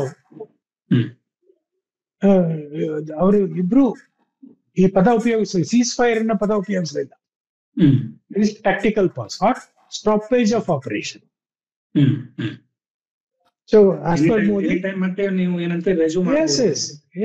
ನೀವು ಕಿತಾಪತಿ ಮಾಡಿದ್ರೆ ನಾವು ಬಿಡಲ್ಲ. ಯಾಕಂದ್ರೆ ಈಗಾಗಲೇ ಗೊತ್ತಾಗ್ಬಿಟ್ಟಿದೆ ನಮಗೆ how within 88 to 90 hours we destroyed most of their assets, military assets and terrorist hideout. ಇನ್ನ ಮತ್ತೆ ಕಿತಾಪತಿ ಮಾಡಿದ್ರೆ ಅಗೇನ್ ವಿಲ್ ರಿಪೀಟ್ ಇಟ್. ಊರ್ಣ ಅಂತೀವಲ್ಲ, ಗೊತ್ತಾಯ್ತು ಏನೇನಿಲ್ಲ. Because they are heavily dependent on Chinese. ಅವರ ಒಂದು ರಿಸರ್ಚ್ ಅಂಡ್ ಡೆವಲಪ್ಮೆಂಟ್ ಏನೂ ಇಲ್ಲ. ಟರ್ಕಿ ಡ್ರೋನ್ ಕೊಟ್ರೆ ಒಂದಿಷ್ಟು ಡ್ರೋನ್ ಹಾರಿಸ್ತಾರೆ, ಇಲ್ಲ ಅಂದ್ರೆ ಏನೂ ಇಲ್ಲ. ಅವ್ರು ಮತ್ತೆ ಈ ಕಡೆ ಬಲೂಚಿಸ್ತಾನ್ ಹೊಡ್ತಾ ಬೀಳ್ತಾ ಇದೆ, ಅಫ್ಘಾನಿಸ್ತಾನದ TTP ಇಂದ ಹೊಡ್ತಾ ಬೀಳ್ತಾ ಇದೆ. So they cannot sustain. So ಈಗ ನಮಗೇನಾಯ್ತು ಅಂದ್ರೆ, ಇವಾಗ ಪಾಸಿಟಿವ್ ಆಸ್ಪೆಕ್ಟ್ ಫಾರ್ ಇಂಡಿಯಾ, ಈಗ research and development you will get plenty of budget because R&D showed, DRDO showed what they are capable. ಯಾವಾಗ ಒಂದು S-400 ಅನ್ನೋ ಒಂದು missile, it shot an aircraft, Pakistani aircraft flying at 314 kilometers away from border. ಎಷ್ಟು accurate ಆಗಿ 314, correct, not 15, not 13. Exactly 314 kilometers. ನಾನು ಹೇಳಿದ್ನಲ್ಲ flying radar ಅಂತ. It was shot. Precision ಅಂದ್ರೆ ಈ missile S-400 missile will go out of the earth's atmosphere, go into stratosphere, come re-enter again at these 12 times the speed of sound. Okay. ಅದೇನ್ ಸ್ಫೋಟಿಸಬೇಕಲ್ಲ ಅಷ್ಟು speed ಅಲ್ಲಿ. Speed of sound ಎಷ್ಟು 1150 km/h ಅಂತ ಹೇಳ್ತೀವಿ. Into 12 ಆ ವೇಗದಲ್ಲಿ ಯಾರಾದ್ರೂ ಉಳ್ಕೊಳ್ತಾರ? No chance. ಅದನ್ನ ನೋಡ್ಬೇಕು. ಇದು ಆಪರೇಷನ್ ಸಿಂಧೂರ್ ಆಯ್ತು. ಯಾವುದೇ ಒಂದು ಮಿಲಿಟರಿ ಆಪರೇಷನ್ ಆದ್ಮೇಲೆ ಪೋಸ್ಟ್ ಆಪರೇಷನ್ ಕೆಲವೊಂದಿಷ್ಟು ಏನಂದ್ರೆ ಡ್ಯಾಮೇಜ್ ಆಗ್ತವೆ ಕಂಟ್ರಿಗೆ. ಸೊ ಯೂಶುವಲಿ ಪಾಕಿಸ್ತಾನಕ್ಕೆ ನಾವು ಹೇಳ್ತಾ ಇರೋದು. ಸೊ ಇದಾದ್ಮೇಲೆ ಪಾಕಿಸ್ತಾನದಲ್ಲಿ ಆದಂತ ಕೆಲವೊಂದಿಷ್ಟು ನಾವು ನೋಟೇಬಲ್ ಥಿಂಗ್ಸ್ ಅಂತ ಹೇಳುವಾಗೆ ಏನ್ ಅದ್ರ ಮೇಲೆ ಆರ್ಥಿಕತೆ ಆಗಿರ್ಬೋದು, ಜನರ ಜೀವನ ಆಗಿರ್ಬೋದು, ಈ ತರದಲ್ಲಿ, ಅಥವಾ ಇನ್ನೂ ಒಂದ್ ಹೇಳ್ಬೇಕಂದ್ರೆ ಪಾಕಿಸ್ತಾನ ಡಿವೈಡ್ ಆಗುತ್ತೆ ಅಂತ ಹೇಳ್ತಾರೆ, ಬಲೂಚಿಸ್ತಾನ ಆ ತರದಲ್ಲಿ, ಯಾಕಂದ್ರೆ ನಮ್ಗೆ ಸೆಕ್ಯೂರಿಟಿ ಇಲ್ಲ ಅನ್ನೋ ಕಾರಣಕ್ಕಾಗಿ. ಇವನ್ ಇಂಡಿಯಾ ಕೂಡ ಬಲೂಚಿಸ್ತಾನ ಹೊರಗೆ ತರುವಲ್ಲಿ ಸ್ವಲ್ಪ ಏನೋ ಪಾತ್ರ ವಹಿಸ್ತಿದೆ ಅಂತ ಕೂಡ ಹೇಳ್ತಾರೆ. ಸೊ ಹೀಗಾಗಿ ನಾವು ಓವರ್ ಆಗಿ ನೋಡಿದ್ರೆ ಪೋಸ್ಟ್ ಆಪರೇಷನ್ ಏನೇನೆಲ್ಲ ಇದು ಆಗಿದೆ ಅಂತ ಚೇಂಜಸ್ ಅಲ್ಲಿ. ಈ ಪೋಸ್ಟ್ ಆಪರೇಷನ್ ಇಂದ ಬರೀ ಭಾರತಕ್ಕೆ ಅರ್ಥ ಆಗಿದ್ದಲ್ಲ what is the capacity of India ಅಂತ ಹೇಳಿ. ಬಲೂಚಿಗಳು ಈ BLF, TTP, ಅಫ್ಘಾನಿಸ್ತಾನ್ ಇವರೆಲ್ಲ we are friendly to them. ನಮಗೆ ಅವ್ರ ಹತ್ರ ಯಾವ ಶತ್ರುತ್ವ ಕಟ್ಕೊಳ್ಳೋದು ಬೇಕಾಗಿಲ್ಲ. ಬಟ್ ಅವರಿಗೆ ಸಹಾಯ ಮಾಡ್ತೀವಿ ನಾವು. ಅವರಿಗೆ ಡ್ಯಾಮ್ ಕಟ್ಕೊಡ್ತೀವಿ, ಹಾಸ್ಪಿಟಲ್ ಕಟ್ಕೊಡ್ತೀವಿ, ಅವರಿಗೆ ಬೇಕಾದ ಹಣಕಾಸಿನ ಸಹಾಯ ಮಾಡ್ತೀವಿ. ಸೊ ಒಂದಿಷ್ಟು ಒಳ್ಳೆ ಅಭಿಪ್ರಾಯ ಇದೆ ತಾಲಿಬಾನಿಗಳಿಗಾಗ್ಲಿ ಮತ್ತು ಬಲೂಚಿ ಹೋರಾಟಗಾರರಾಗ್ಲಿ. ಸೊ ಇದು ಯಾವಾಗ ಅರ್ಥ ಆಯ್ತು, ಪಾಕಿಸ್ತಾನಿಗಳಿಗೆ ಈಗ ಎರಡೂ ಕಡೆ ಆ ಕಡೆನೂ ಕಳಿಸ್ಬೇಕು ಸೈನ್ಯನ, ಈ ಕಡೆನೂ ಕಳಿಸ್ಬೇಕು.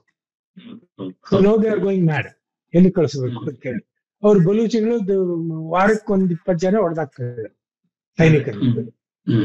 ಟ್ರೈನೇ ಹೈಜಾಕ್ ಮಾಡ್ಬಿಟ್ಟಿದ್ರು. ಸೊ ಈ ತರ ಪರಿಸ್ಥಿತಿ ಇರೋದ್ರಿಂದ ಅವರ economy is in a very bad shape. ಸ್ವತಂತ್ರ ಹೋರಾಟ ಅಂತ ಅನ್ಬೇಕಾಗುತ್ತೆ. ಸ್ವತಂತ್ರ ಹೋರಾಟ. ಓಕೆ, ಹೇಳಿ ಹೇಳಿ. ಆಮೇಲೆ ಈ ಹುಚ್ಚ ಟ್ರಂಪ್ ಅವನು ದಿನ ಬೆಳಗ್ಗೆ ಎದ್ದೇಳ್ತಾನೆ, ಬ್ರಷ್ ಮಾಡಿರಲ್ಲ. ಅವಾಗ ಪ್ರಪಂಚ ಹೆಂಗ್ ಅಲುಗಾಡಿಸ್ಬೇಕು ಅವ್ರು ಇವತ್ತು, ಏನ್ ಸ್ಟೇಟ್ಮೆಂಟ್ ಕೊಡ್ಬೇಕು? Is mad. ಕೆಲವರು ಹೇಳ್ತಾರೆ ಈ ಎಲೆಕ್ಷನ್ ಟೈಮ್ ಅಲ್ಲಿ ಅವನ್ ಕಿವಿಗೆ ಒಂದ್ ಗುಂಡು ಬಿದ್ದಿತ್ತು ಅಲ್ವಾ? ಆಕ್ಚುಲಿ 2 ಗುಂಡು, ಒಂದು ಒಳಗೋಗಿದೆ. That's why he's gone soft in his head. ಎಂತ ಸೂಪರ್ ಪವರ್ ಅಂತ ಹೇಳ್ಕೊಂಡು ಎಲ್ಲ ಬೊಗಳ ಬಿಡ್ತಿದ್ರು ಅಮೆರಿಕದವರು. nobody respects America. Nobody respects the president. Nobody respects Americans. ಆ ಒಂದು ಸ್ಥಿತಿ ಮಾಡ್ಕೊಂಡ್ಬಿಟ್ಟಿದ್ದಾರೆ. ಸೊ ಈ ಪಾಕಿಸ್ತಾನ ಏನು ನಾವು ಅಮೆರಿಕಾ ಇಸ್ ವಿತ್ ಅಸ್ ಅಂತ ಹೇಳಿ ಅವರು ಶುರು ಮಾಡ್ಕೊಂಡ್, ಅವ್ರಿಗೆ ಗೊತ್ತಿಲ್ಲ ಇನ್ನು ಏನಾಗುತ್ತೆ ಅಂತ ಹೇಳಿ. Basically they are in Balochistan. ಬಲೂಚಿಸ್ತಾನದಲ್ಲಿ lot of rare earth, natural gas ಅದೆಲ್ಲ ಇದೆ. ಅದನ್ನ ಅರ್ಧಕ್ಕರ್ಧ ಚೀನಾಕ್ ಮಾರ್ಕೊಂಡ್ಬಿಟ್ಟಿದ್ದಾರೆ ಆಗ್ಲಿ. ನಾವು ಈ ಮುಲ್ಲಾ ಮುನೀರ್ನ ಕರ್ಕೊಂಡು ಬಿರಿಯಾನಿ ತಿನ್ಸಿದ್ದು ಇನ್ನರ್ಧ ನನಗೆ ಕೊಟ್ಬಿಡಪ್ಪ ಅಂತೇಳಿ. So that will not work out. ಬಲೂಚಿಗಳು ಬಿಟ್ಕೊಡಲ್ಲ, ಆಮೇಲೆ ಬಲೂಚಿಗಳ ಪರವಾಗಿ ನಾವು ನಿಂತಿರ್ತೀವಿ. So we are also not. ಸರಿ, ಈಗ ಟ್ರಂಪ್ ಬಗ್ಗೆ ತಾವು ಹೇಳ್ತಾ ಇದ್ರಿ. ಸೊ ಅಲ್ಲಿಂದ ಶುರು ಆಯ್ತು ಆಕ್ಚುಲ್ ಆಗಿ ಆಪರೇಷನ್ ಸಿಂಧೂರ ಆದಾಗಿಂದ ನಾನೇ ಕದನ ವಿರಾಮ ಮಾಡಿಸ್ತೀನಿ ಶುರುವಾಗಿ ಇತ್ತೀಚೆಗೆ ಕರಸಮರ ಅಂತ ನಾವೇನ್ ಹೇಳ್ತೀವಲ್ಲ, ಟ್ಯಾಕ್ಸ್ ಇದ್ರ ಬಗ್ಗೆ ನಾನು ಜಾಸ್ತಿ ಆಗ್ತೀನಿ ಅಂತ ಹೇಳಿ ಶುರು ಮಾಡಿದ್ನಲ್ಲ, ಅಲ್ಲಿವರೆಗೂ ನೋಡಿದ್ರೆ ಈ ಹಿಂದೆ ಒಂದ್ಸಲ ಹೊಡೆತ ತಿಂದಿದ್ದವರು ಟ್ವಿನ್ ಟವರ್ ಮೇಲೆ ಅಟ್ಯಾಕ್ ಆಗಿ ಪಾಕಿಸ್ತಾನ ಸಪೋರ್ಟ್ ಮಾಡಿದ ಕಾರಣಕ್ಕಾಗಿ ಎಲ್ಲಿ ಮತ್ತೊಮ್ಮೆ ಅದೇ ಇದಕ್ಕೆ ಯಾಕೆ ಬರ್ತಿದ್ದಾರೆ? ತಾವು ವರ್ಲ್ಡ್ ಪವರ್ ಅಂತ ತೋರ್ಸ್ಕೊಳಿಕ್ ಬರ್ತಿದಾರೆ ಅಥವಾ ಮತ್ತೇನಾದ್ರೂ ಉದ್ದೇಶ ಇದೆಯಾ ಅವರಿಗೆ ಅಂತ? ಈಗ ನೋಡಿ, ಟ್ವಿನ್ ಟವರ್ ಮೇಲೆ ಅಟ್ಯಾಕ್ ಮಾಡಿಸಿದ ಯಾರು? Bin Laden. Mastermind. ಅವ್ನು ನೋಡ್ದಾಕಿದ್ದಲ್ಲಿ ಪಾಕಿಸ್ತಾನದಲ್ಲಿ ಭಾಗ. So Pakistan is harbouring terrorist. ಅದನ್ನ ಇನ್ನೂ ಎಷ್ಟು ಬೆಳೆಸಿ ಹೇಳ್ಬೇಕು ಇವ್ರಿಗೆ ಅಮೆರಿಕನ್ಸ್. ಯಾಕಂದ್ರೆ ಈಗ Modi did not give me credit for ceasefire ಅಂತ ಅವನು ತಿಕ್ಲತ್ತಿರೋದು. ನಾವು ಆಯ್ತಪ್ಪ ನಿನ್ನಿಂದಾನೇ ಸೀಸ್ ಫೈರ್ ಆಯ್ತು, ನೀನೇ ದೊಡ್ಡದವ್ರೆ ಅಂತ ಹೇಳ್ಬಿಟ್ಟಿದ್ರೆ ಸುಮ್ಮನಾಗ್ತಿದ್ದ ಏನೋ. But Modi did not respond hmm or give me credit or recommend me for Nobel peace prize. Hmm so ಹಂಗೆಲ್ಲ ಉಚ್ಚಾಟನೆ ಮಾಡ್ತಿರೋದ್ರಿಂದ ಈಗ ಮತ್ತೆ ವಾಪಸ್ ಬರ್ತಾ ಇದ್ದೇನೆ. ಬರ್ತಾ ಇದ್ದಾರೆ. We have taught them a lesson hmm that whatever ನೀನೇನು ಉಚ್ಚಾಟ ಮಾಡಿದ್ರು we will maintain our focus very clear. ಹ್ಮ್ ಹ್ಮ್ ಹ್ಮ್ ಇವೆಲ್ಲ ಈ ಮತ್ತೆ ಏನಂತಾರ ಅವ್ರು ವಾಪಸ್ ಬರ್ತಾ ಇದ್ದಾರೆ ಈಗ ಹಂಗಿದ್ರೆ ಇದ್ರದ್ದು ಬರ್ಲೇಬೇಕು, ಅನಿವಾರ್ಯ. ಬಿಕಾಸ್ ಇಂಥವೆಲ್ಲ ಟಾರಿಫ್ ಅಂತೇಳಿ ಅವನು ಬೊಬ್ಬೆ ಬರ್ತಾ ಇದ್ರು. ಯುದ್ಧ ನಿಲ್ಲೇಬೇಕು. ಯುಕ್ರೇನ್ ಮತ್ತು ರಷ್ಯಾದ ಯುದ್ಧ ನಿಲ್ಲೇಬೇಕು. It may take another 2 months 3 months, but we will continue take oil from Russia. ಯಾಕಂದ್ರೆ ಅವ್ರು ಡಿಸ್ಕೌಂಟ್ ಕೊಡ್ತಾ ಇದ್ದಾರೆ. $47 ಒಂದು ಬ್ಯಾರಲ್ ಆಯಿಲ್ ಸಿಗ್ತಾ ಇರ್ಬೇಕಾದ್ರೆ ನಾವಾಗ ಬಿಡ್ಬೇಕು. And we refine and sell it to Ukraine. ನಾವು ವ್ಯವಹಾರ ನಡೆಸ್ಬೇಕು ತಾನೆ. ಸೊ ಈ geopolitical is one aspect. Other aspect is your personal ego. So we maintain a very focused geopolitical. ಎಲ್ಲರ ಜೊತೆಗೂ ನಾವು ಸ್ನೇಹಿತರಾಗೇ ಇರ್ತೀವಿ unless you act otherwise. Okay. ಈಗ ಈ ಕರ್ನಾಟಕದಲ್ಲಿ ಒಬ್ರು ಮಂತ್ರಿ ಇದ್ದಾರೆ. ಅವ್ರೇನ್ ಹೇಳಿದ್ರು, ಈ ಎಲ್ಲಾ ಯುದ್ಧ ಆದ ನಂತರ ಹೇಳಿದ್ರು ಒಂದು ಸ್ಟೇಟ್ಮೆಂಟ್. ಅದು ಏನಂತಂದ್ರೆ, ಅವ್ರ ಜೊತೆ ಟರ್ಕಿ ಮತ್ತು ಚೀನಾ ಇದೆ, ಮೋದಿ ಇಷ್ಟೆಲ್ಲ ಸುತ್ತಾಡ ಬಂದ್ರು, ಒಂದು ದೇಶ ಆದ್ರೆ ಇವ್ರ ಜೊತೆ ಬಂತ ಅಂತೇಳಿ. ಆಕ್ಚುಲ್ ಆಗಿ ಮೋದಿ ಅವ್ರ ಸುತ್ತಾಡಿದ್ದು ಒಂದು ವಿದೇಶಿ ಅದೇನಂತಾರೆ ಸಂಬಂಧಗಳಿದಾವಲ್ಲ, ಏನಂದ್ರೆ ನಾವು ಅದು ಎಷ್ಟರ ಮಟ್ಟಿಗೆ ಈ ಒಂದು ಇದ್ರಲ್ಲಿ ಹೆಲ್ಪ್ ಆಯ್ತು ಅಂತ ಯಾವ್ಯಾವ ದೇಶಗಳು ನೋಡಿ. ಮೋದಿ ಅವರು ಫಾರಿನ್ ಟೂರ್ ಮಾಡ್ಬೇಕಾರೆ ಅಲ್ಲೊಂದು ಇನ್ನೊಂದು ಲಾಬಿ ಇದೆಯಲ್ಲ, ಮೋದಿ ಏನು ದೇಶದಲ್ಲೇ ಇರಲ್ಲ, ಬರೀ ಫಾರಿನ್ಗೆ ಹೋಗ್ತಿರ್ತಾರೆ. But each and every travel abroad has Jio political value. ಈಗ ನೋಡಿ, ಮೊನ್ನೆ ವಾರಣಾಸಿಗೆ ಇವ್ರು ಬಂದಿದ್ರು, ಮೊರಿಷಿಯಸ್ ಪ್ರೆಸಿಡೆಂಟ್ ರಾಮ್ ಗುಲಾಮ್ ಅಂತೇಳಿ. Modi went to Varanasi to meet him. ಯಾಕಂದ್ರೆ Mauritius and India are in very good terms. ನಾವು ಮೊರಿಷಿಯಸ್ ನ ಒಂದು ಐಲ್ಯಾಂಡ್ ತಗೊಂಡಿದೀವಿ, ಒಂದು ದ್ವೀಪ ಅಗಲೇಗ ಅಂತ ಹೇಳಿ. ಅದನ್ನ ತಗೊಂಡ್ಬಿಟ್ಟು ನಮ್ಮ ನೇವಿಯ ಒಂದು ಏರ್ ಸ್ಟೇಷನ್ ಇದೆ, ಅದು ನೇವಲ್ ಸ್ಟೇಷನ್. ನಮ್ಮ ಹಡಗುಗಳಿದಾವೆ, ನಮ್ಮ ಏರೋಪ್ಲೇನ್ಗಳಿದಾವೆ.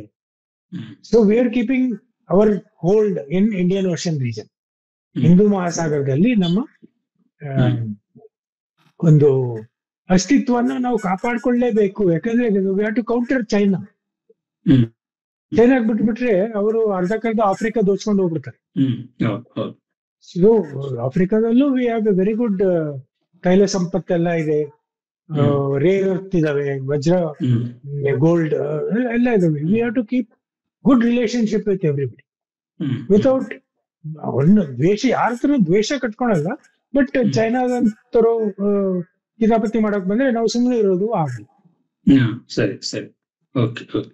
ಇದು ಆಪರೇಷನ್ ಸಿಂಧೂರ್ ಆದ ನಂತರ ನಮ್ಮದೇ ಕೆಲವೊಂದಿಷ್ಟು ಮಂತ್ರಿಗಳು ಏನಂತಂದ್ರೆ, ಕಾಂಗ್ರೆಸ್ ಮತ್ತೆ ಬಿಜೆಪಿ ಎರಡೂ ಕಡೆಯಿಂದನೂ ಕೆಲವೊಂದಿಷ್ಟು ಎಂಪಿಗಳನ್ನ ಹೊರಗಡೆ ಕಳಿಸಿ ಇದ್ರ ಬಗ್ಗೆ ನಾವು ಪ್ರಚಾರ ಮಾಡ್ಲಿಕ್ಕೆ ಮೋದಿ ಕಳ್ಸಿಕೊಟ್ರು ಬೇರೆ ಬೇರೆ ದೇಶಗಳಿಗೆ. ಇಲ್ಲಿ ಏನ್ ನಡೀತು ಅಂತ, ಇದು ಯಾವ ರೀತಿ ಇಂಪ್ಯಾಕ್ಟ್ ಆಗುತ್ತೆ ಅಂತ ಮುಂದಿನ ದಿನಗಳಲ್ಲಿ? Very much required. ಈಗ ನೋಡಿ ಏನಾಗುತ್ತೆ ಅಂದ್ರೆ, ಈ ಮೀಡಿಯಾಗಳಲ್ಲಿ ನ್ಯೂಯಾರ್ಕ್ ಟೈಮ್ಸ್ ಆಗ್ಲಿ, ವಾಷಿಂಗ್ಟನ್ ಪೋಸ್ಟ್ ಆಗ್ಲಿ, ಆಮೇಲೆ ಈ BBC, ಕೆಲವು ಇವನ್ BBC, CNN ಅವೆಲ್ಲ ಒಂದು ಅಜೆಂಡಾ ಇಟ್ಕೊಂಡಿರ್ತಾರೆ. ಅವಕ್ಕೆ ಸಮ್ ಹೌ ಈ ಡೀಪ್ ಸ್ಟೇಟ್ ಅಂತ ಏನಿರ್ತೀವಲ್ಲ ಅದರ ಒಂದು ಸಹಾಯ ಇರುತ್ತೆ. ಜಾರ್ಜ್ ಸೋರೋಸ್ ಆಗ್ಲಿ ಅಥವಾ ಇನ್ನೂ ಅವ್ರದ್ದು ಒಂದು ದೊಡ್ಡ ಗುಂಪೆ ಇದೆ.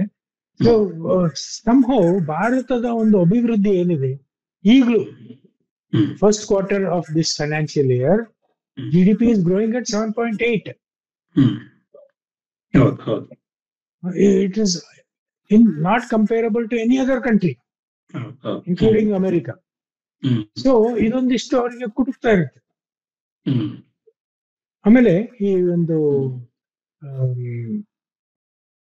ಮೀಡಿಯಾ ಮ್ಯಾನೇಜ್ಮೆಂಟ್ ಏನಿದೆ ನಮ್ಮ ಭಾರತದಲ್ಲಿ ಅಷ್ಟೊಂದು ನಾವೆಲ್ಲ ಒಂದಿಷ್ಟು ಪುಣ್ಯಕೋಟಿ ನಾಡ್ನರು ನಾವು ಅವ್ರ ಕೊಟ್ಟ ಮಾತಿಗೆ ತಪ್ಪಿ ನಡೆದು ಅಂತ ಹೇಳಿ ನಾವು ಆಡಳ್ಕೊಂಡಿರ್ತೇವೆ.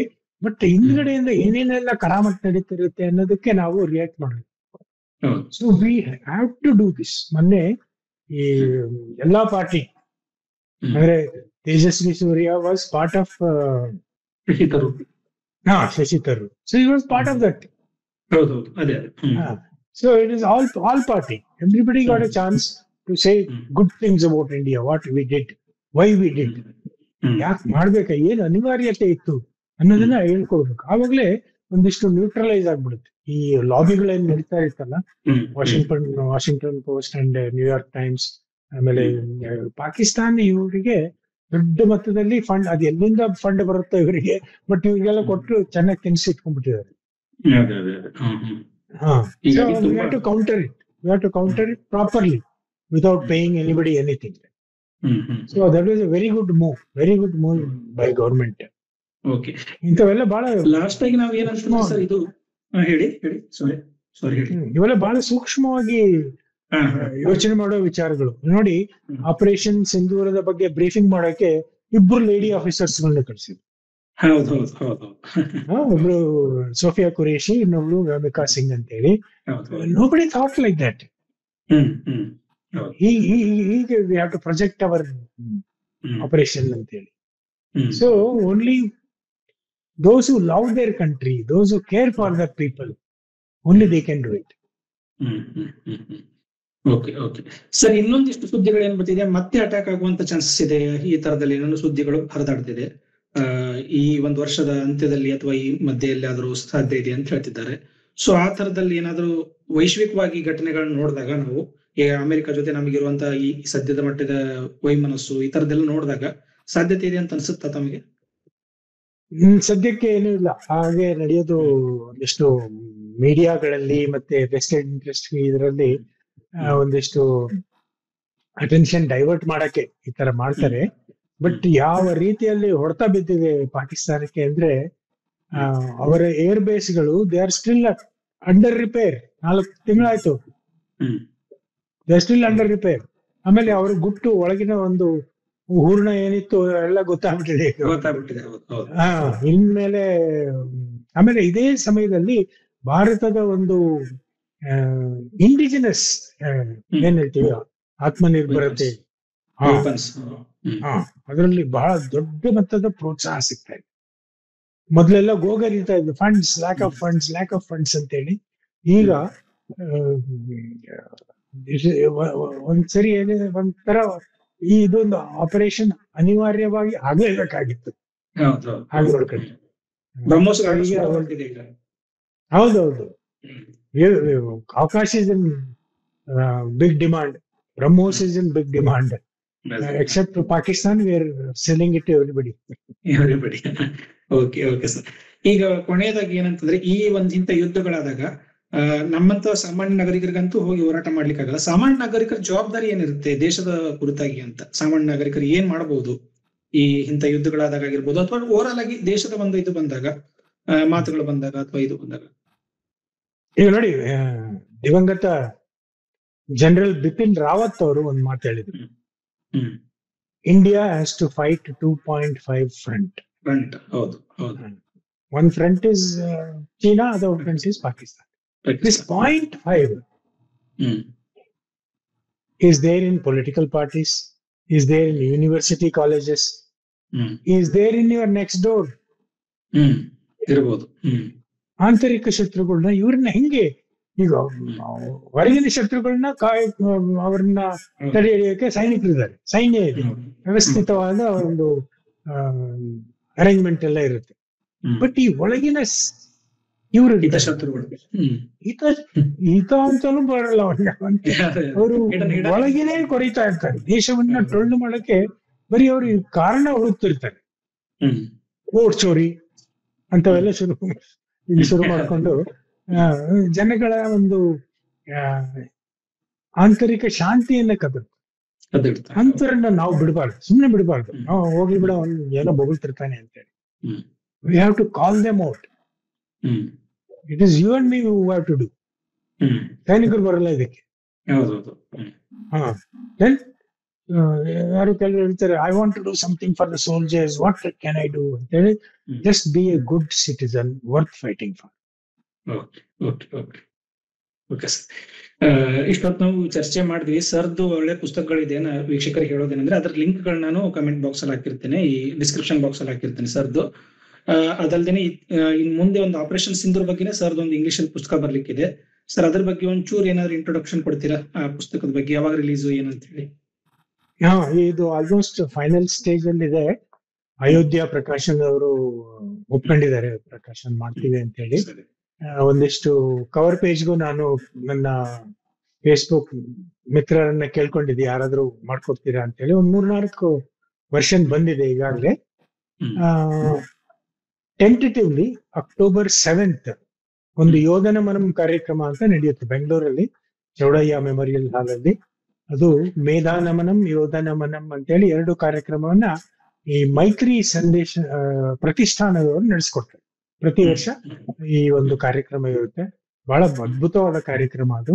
ಅದನ್ನ ಅದೇ ಸಂದರ್ಭದಲ್ಲಿ ಎಲ್ಲ ದೇವರಿಚ್ಛೆ ಇದ್ರೆ ಎಲ್ಲ ಸರಿಯಾಗಿ ಹೊಂದಾಣಿಕೆ ಆದ್ರೆ ಅವತ್ತು ಬಿಡುಗಡೆ ಆಗುತ್ತೆ. ಮತ್ತೆ ಇನ್ನೊಂದು ಬಿಡುಗಡೆ ಕೊಯಮತ್ತೂರಲ್ಲಿ November 1ನೇ ತಾರೀಕು ಆಗುತ್ತೆ. ಅಲ್ಲಿ ವೆಸ್ಟರ್ನ್ ಘಾಟ್ ಲಿಟರೇಚರ್ ಫೆಸ್ಟಿವಲ್ ಅಂತ ಪ್ರತಿ ವರ್ಷ ನಡೆಯುತ್ತೆ. ಅದು ಶೆಫಾಲಿ ವೈದ್ಯ ಅನ್ನೋರು ಒಬ್ರು ಕ್ಯೂರೇಟ್ ಮಾಡ್ತಾರೆ ಆ ಪ್ರೋಗ್ರಾಮ್. 2 ದಿವಸದ ಪ್ರೋಗ್ರಾಮ್, ಬಹಳ ಅದ್ಭುತವಾದ ಅದು ಒಂದು ಪ್ರೋಗ್ರಾಮ್. ಈಗಾಗಲೇ ಹೇಳಿದ್ದಾರೆ ಆ ಪುಸ್ತಕ ಬಿಡುಗಡೆ, ಮತ್ತೆ ಅದ್ರ ಬಗ್ಗೆ ನಾನು ಮಾತಾಡ್ಬೇಕು. ಒಂದು 20 ನಿಮಿಷ ಕಾಲಾವಕಾಶ ಸಿಗುತ್ತೆ, ಅದ್ರ ಬಗ್ಗೆನೂ ಮಾತಾಡ್ತೀನಿ ಮುಂದೆ. ಮೋದಿ ಅವರೇ ಹೇಳಿದಾಗೆ operation Sindoor is not over yet. So maybe another book write in ಕನ್ನಡದಲ್ಲಿ ಬರೀತೀನಿ. ಸರಿ ಸರಿ. ನಾನು ಇಷ್ಟೊತ್ತು ಒಂದಷ್ಟು ಪ್ರಶ್ನೆಗಳನ್ನ ನಿಮ್ಗೆ ಹೇಳಿದೆ. ಇದನ್ ಬಿಟ್ಟು ನೀವು ಆಪರೇಷನ್ ಸಿಂಧೂರ್ ಬಗ್ಗೆ ಏನಾದ್ರು ಹೇಳಲಿಕ್ಕೆ ನಿಮ್ಮ ಹತ್ರ ಇದ್ರೆ ಹೇಳ್ಬೋದು ಸರ್. ಮತ್ತೆ ಏನಾದ್ರು ಉಳಿದಿದ್ರೆ ನಾನು ಕ್ವಶನ್ ಕೇಳೋದು ಬಿಟ್ಟು ಮತ್ತೆ ಏನಾದ್ರು ಇದ್ರೆ? ಇಲ್ಲ, ನಾವು ಬಹುಶಃ ಎಲ್ಲಾ ಆಸ್ಪೆಕ್ಟ್ ಗಳನ್ನ ನೀವು ಕರೆಕ್ಟ್ ಕವರ್ ಮಾಡಿದ್ರಿ. ಬಟ್ ಅದೇ ಈ ಆಪರೇಷನ್ ಸಿಂಧೂರ್ ಬಗ್ಗೆ ಬೇಕಾದ್ರೆ ನಾನು 4 ಗಂಟೆ ಕೂತ್ಕೊಂಡು ಮಾತಾಡ್ತೀನಿ. ಪುಸ್ತಕನೇ ಬರೆದಿರೋದ್ರಿಂದ ಅದರಲ್ಲಿ ಏನ್ ತೊಂದ್ರೆ ಇಲ್ಲ. ಬಟ್ ಒಂದ್ ಗಂಟೆ ಒಳಗೆ ಏನೇನು ಏನ್ ಕವರ್ ಆಗ್ಬೇಕು, ಇಂಟ್ರೆಸ್ಟಿಂಗ್ ಫ್ಯಾಕ್ಟ್ ಇರುತ್ತೋ ಅಷ್ಟು ಹೇಳಿದೀನಿ. ಇನ್ನು ಬೇಕಾದ್ರೆ ಇನ್ನೊಂದು ಪ್ರೋಗ್ರಾಮ್ ಮಾಡೋಣ. ಸರಿ, ಮಾಡುವ ಸರ್. ಓಕೆ. ಹೇಗ್ ಅನ್ಸ್ತು ಸರ್ ಟೋಟಲ್ ಪ್ರೋಗ್ರಾಮ್? ಇದು ಫಸ್ಟ್ ನಾನು ಪಾಡ್ಕಾಸ್ಟ್ ಮಾಡ್ಕೊಂಡು ತುಂಬಾ ದಿವಸದಿಂದ ಇತ್ತು. ಇದು ಫಸ್ಟ್ ನಿಮ್ ಜೊತೆ ಸ್ಟಾರ್ಟ್. ಒಳ್ಳೇದು. ಈಗೆಲ್ಲ this is the age era of podcast and ಇದೆಲ್ಲ ಚೆನ್ನಾಗಿ. ಶುಭವಾಗ್ಲಿ ನಿಮಗೆಲ್ಲ, ಶುಭವಾಗ್ಲಿ. ಒಂದಿಷ್ಟು ತಂಡ ಕಟ್ಕೊಡಿ. ಬಟ್ ಲಾಟ್ ಆಫ್ ಯಂಗ್ಸ್ಟರ್ಸ್ ನಿಮಗೆ ಸಿಕ್ಕರೆ ಇಟ್ ಶುಡ್ ಬಿ ಕಂಟಿನ್ಯೂಸ್, ನಡೀತಾನೆ ಇರ್ಬೇಕು. ಜನಗಳಿಗೆ ಒಂದು ಕಂಟಿನ್ಯೂಟಿ ಸಿಗ್ಬೇಕು. ಓಕೆ, ಇವ್ರು ಒಳ್ಳೆ ವಿಡಿಯೋ ಮಾಡ್ತಿದ್ದಾರೆ, ಒಳ್ಳೆ ಟಾಪಿಕ್, ಒಳ್ಳೆ ಕಂಟೆಂಟ್ ಇದೆ ಅಂತ ಹೇಳಿ. ಈಗ this is the era of content creation. ಹೌದೌದು. ಮತ್ತೆ ಈ ದೇಶದ ಬಗ್ಗೆ, ನಮ್ಮ ಒಂದು ಇದ್ರ ಬಗ್ಗೆ ಒಂದು ಸೂಕ್ತವಾಗಿಂತ ಒಂದು ಇಂಥ ಕೆಲಸಗಳು ನಡೀತಾ ಇರಬೇಕಾಗುತ್ತೆ. ಕಂಟೆಂಟ್ ನಡೀಲೇಬೇಕು. ಯಾಕಂದ್ರೆ ನಾವು ಬಿಟ್ಕೊಟ್ಬಿಟ್ರೆ ಆ ಕಡೆಯಿಂದ ಹೆವಿ ಆ ಲಾಬಿ ಒಂದಿಷ್ಟು ಅಪಪ್ರಚಾರ ಮಾಡಕ್ ಪ್ರಾರಂಭ ಮಾಡ್ತಾರೆ. ಕೌಂಟರ್ ಮಾಡಕ್ ಯೂತ್ಸ್ ಜಾಸ್ತಿ ಕಂಟೆಂಟ್ ಕನ್ಸ್ಯೂಮ್ ಮಾಡೋದು, ಅವ್ರಿಗೆ ಇಂಥದ್ದು ಫೀಡ್ ಮಾಡ್ತಾ ಇರ್ಬೇಕಾಗ ಅಂತ. ಹೌದು. ನೋಡಿ, ಮೊನ್ನೆ ಧರ್ಮಸ್ಥಳದ್ದೇ ನೀವು ನೋಡಿದ್ರೆ ಎಷ್ಟೊಂದು ಅಪಪ್ರಚಾರ ಮಾಡಿದ್ರು. ಎಲ್ಲರೂ ಸುಮ್ಮನಾಗ್ಬಿಟ್ಟಿದ್ರು. ಹೌದಾ, ಇರ್ಬೋದಾ? ಯಾಕಂದ್ರೆ ಅಷ್ಟು ಬಲವಾಗಿ ನಡೀತಾ ಇತ್ತು. ಈಗ ಒಂದೊಂದೇ ಅವರು ಉಳಿಗೂ ಗೊತ್ತಾಗ್ತಾ ಇದೆಯಲ್ಲ. ಈಗ ಎಲ್ಲರೂ ಹಿಂಗ್ ಮಾಡ್ಬೋದು. ಬಟ್ ವಿ ಶುಡ್ ಹ್ಯಾವ್ ಎಚ್ಚರಿಕೆಯಿಂದ ಇರ್ಬೇಕಾಗಿತ್ತು ನಾವು. ಹಿಂಗೊಂದು ಲಾಬಿ ಇದೆ, ಹೆಸರು ಏನೋ ಧಾರ್ಮಿಕ ಕ್ಷೇತ್ರಗಳ ಹೆಸರು ಕೆಡ್ಸೋಕೆ ಅಂತಾನೆ ಒಂದ್ ದೊಡ್ಡ ಲಾಬಿ ಇದೆ ಅಂತ. ಸರಿ ಸರ್. Okay sir. ನಾವು ಏನಂತ ತುಂಬಾ ದೊಡ್ಡ ಇಂಟರ್ನ್ಯಾಷನಲ್ ಲೆವೆಲ್ ಇದಕ್ಕೆಲ್ಲ ಸ್ಟೇಜ್ಗೆಲ್ಲ ಹೋಗಿ ಬಂದಿರಿ. ನಾನು ಚಿಕ್ಕ ಆಹ್ವಾನಕ್ಕೆ ತಾವು ಒಪ್ಪಿ ಬಂದಿದ್ದೀರಿ. ನಿಮ್ಗೆ ಹೃತ್ಪೂರ್ವಕವಾದಂತ ಧನ್ಯವಾದಗಳು. ಮತ್ತೆ ಇನ್ನೊಂದ್ಸಲ ಸೇರಿ ಸೈನ್ಯದ ಬಗ್ಗೆ ಮತ್ತೊಂದು ಚರ್ಚೆ ಮಾಡುವ. ಇನ್ನೊಮ್ಮೆ ಯಾವಾಗಾದ್ರೂ ನಿಮಗೆ ಇದು ಇದ್ದಾಗ, ಅನುಕೂಲ ಅವಕಾಶಗಳಿದ್ದಾಗ ಮಾಡುವ. ಸೊ ತುಂಬಾ ಧನ್ಯವಾದಗಳು. Thank you so much sir. Thank you. ಎಲ್ಲರಿಗೂ ಶುಭವಾಗಲಿ. Thank you sir.